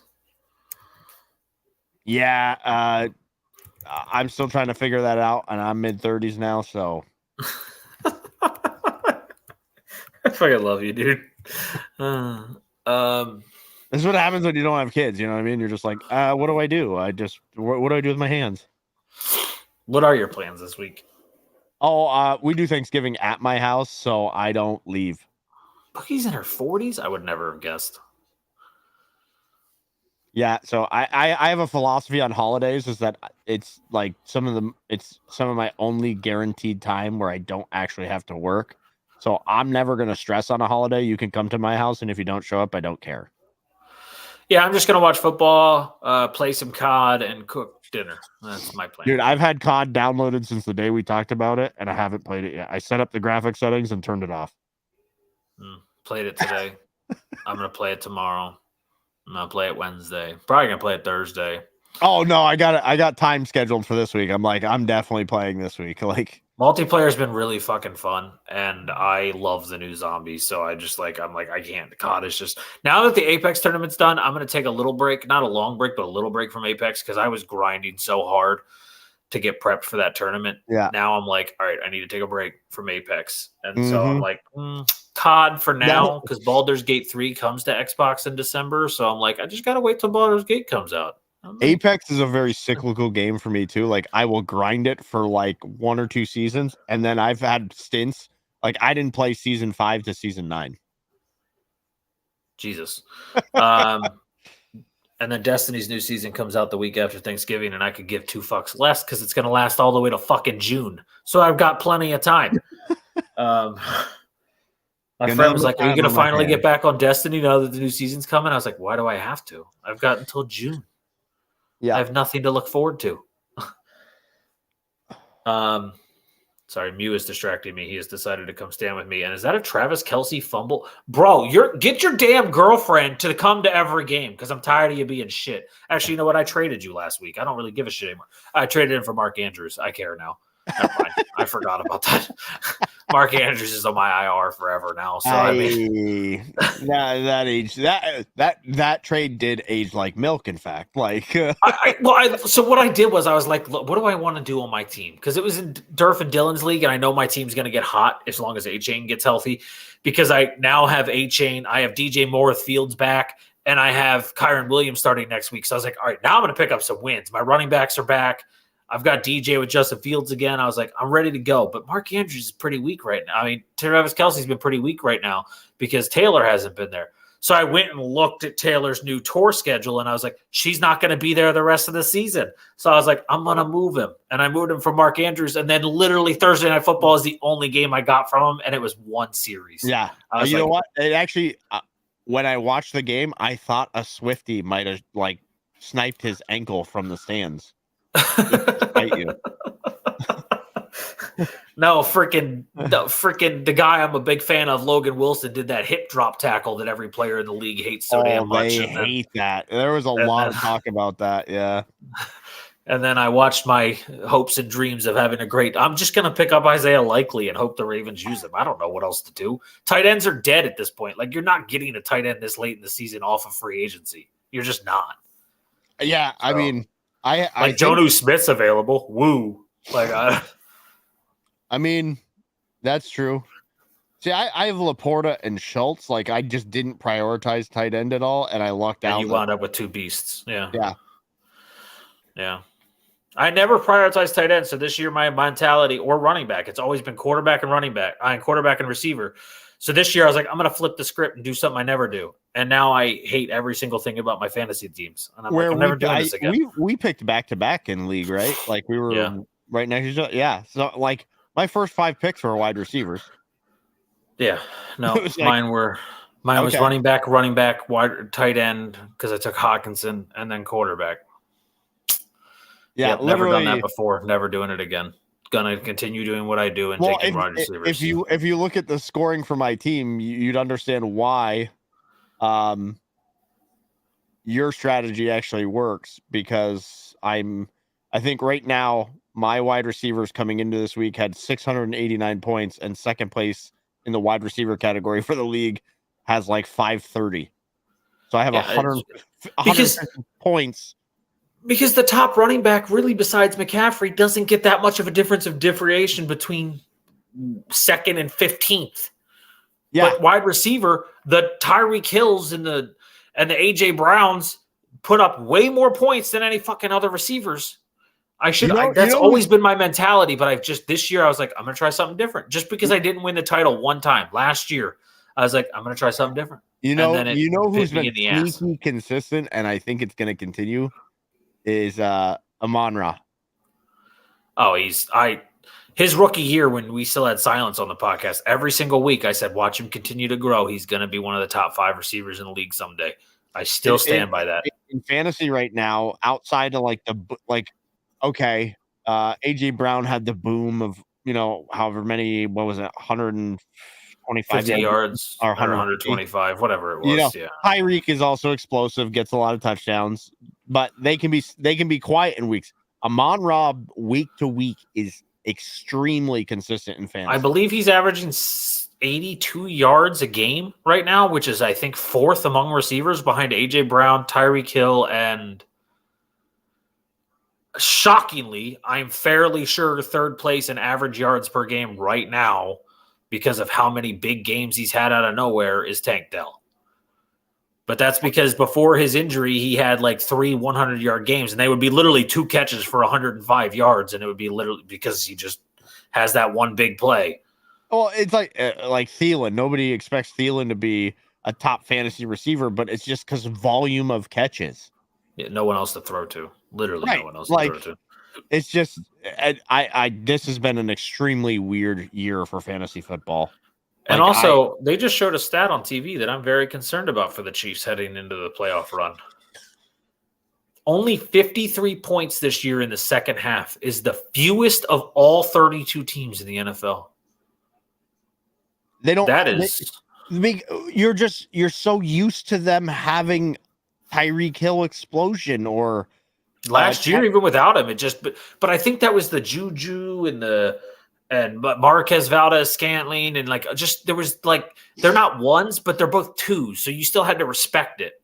You had to respect it, and it gives Kelsey more room. Like Kelsey, now there's nothing. Now there's just nothing. Yeah, it's Kelsey. I find it remarkable that they still win games because one, their run game struggles. They're much better on defense, so that's why they're winning the games. But the point production is just not there. I'll tell you who's having a game today, though. Justin Watson is having a game right now. Yeah. He just made another beautiful catch. He seems to be a growing option. I think he's like one of the few Mahomes still trusts. I mean, honestly, how the Chiefs are winning this game? AJ Brown has 1 catch for 8 yards. L'Jarius Sneed has been on him. I don't know if you've seen this, but the Chiefs, when facing top receivers, including Amon-Ra and Tyreek Hill, have held everybody to 38 yards or less. Every single number 1 receiver they have faced have held under 38 yards. Yeah, Andy Reid's taken the Bill Belichick strategy. We take away your best option. And Sneed has just done so well this season. Like in our league, if I have a chance to draft him, I always take him. Because he's always going to line up against your best guy. So he's getting tackles. Oh, what a ball. Yeah, and what a catch. Way to make sure he keeps his feet down. That was beautiful. But anyway, all right, we're going to get out of here, guys. I got to get going. I got a long fucking day again tomorrow. I got to get rest. It's a short week. What do you mean? Dude, I'm like half-ass awake all day today. I've been doing a fast, so I'm a little energy drained. Okay. Well, see, you're like me. So I got home from work at 5:30. I pass out immediately for 2 hours before we start this podcast because Saturday night into Sunday, I just didn't go to bed because League of Legends World Championship started at 3 a.m. No, I got home from work and decided Call of Duty was calling my name. See, that's where we differ. This 4 a.m. waking up to workout bullshit is killing me. Yeah, it's not fun. I was up at 4:30 this morning, and I feel every minute of it. I certainly fucking hate it, but I guess sometimes that you have to weigh that with looking in the mirror, Yeah.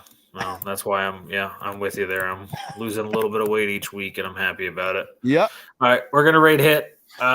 We love you guys. We'll be back Sunday morning. Have a safe Wednesday, Thursday, Friday. Just have a safe fucking week. Have good travels. Hopefully everybody has a good time with family. And we appreciate all of you. Or not, and if not, then just tap into the alcohol a little early. Good Good luck to your Eagles, Boogie. I have a friend on Facebook that doesn't shut up about the Chiefs and how they're the greatest team, and this might be the best team in NFL history. Wait, this Chiefs team. You're friends with Nick Wright? He's worse than Nick Wright somehow. He literally makes posts about how shit all other AFC quarterbacks are every single day. What? So, he like shit talking Justin Herbert for losing to the Packers like it was his fault. My God. Okay, So, listen, if there's one shining light on that team, it's Justin Herbert, okay? So, I picked the Chiefs, but I am rooting for the Eagles because I just love to watch Chiefs lose after this guy just never stops. So, I wish you guys luck tonight. But anyways, I'm off to bed. So have a good night, guys. We'll see you Sunday morning at 11:30-ish. And we'll talk more football. And, I forgot to say it while we were live.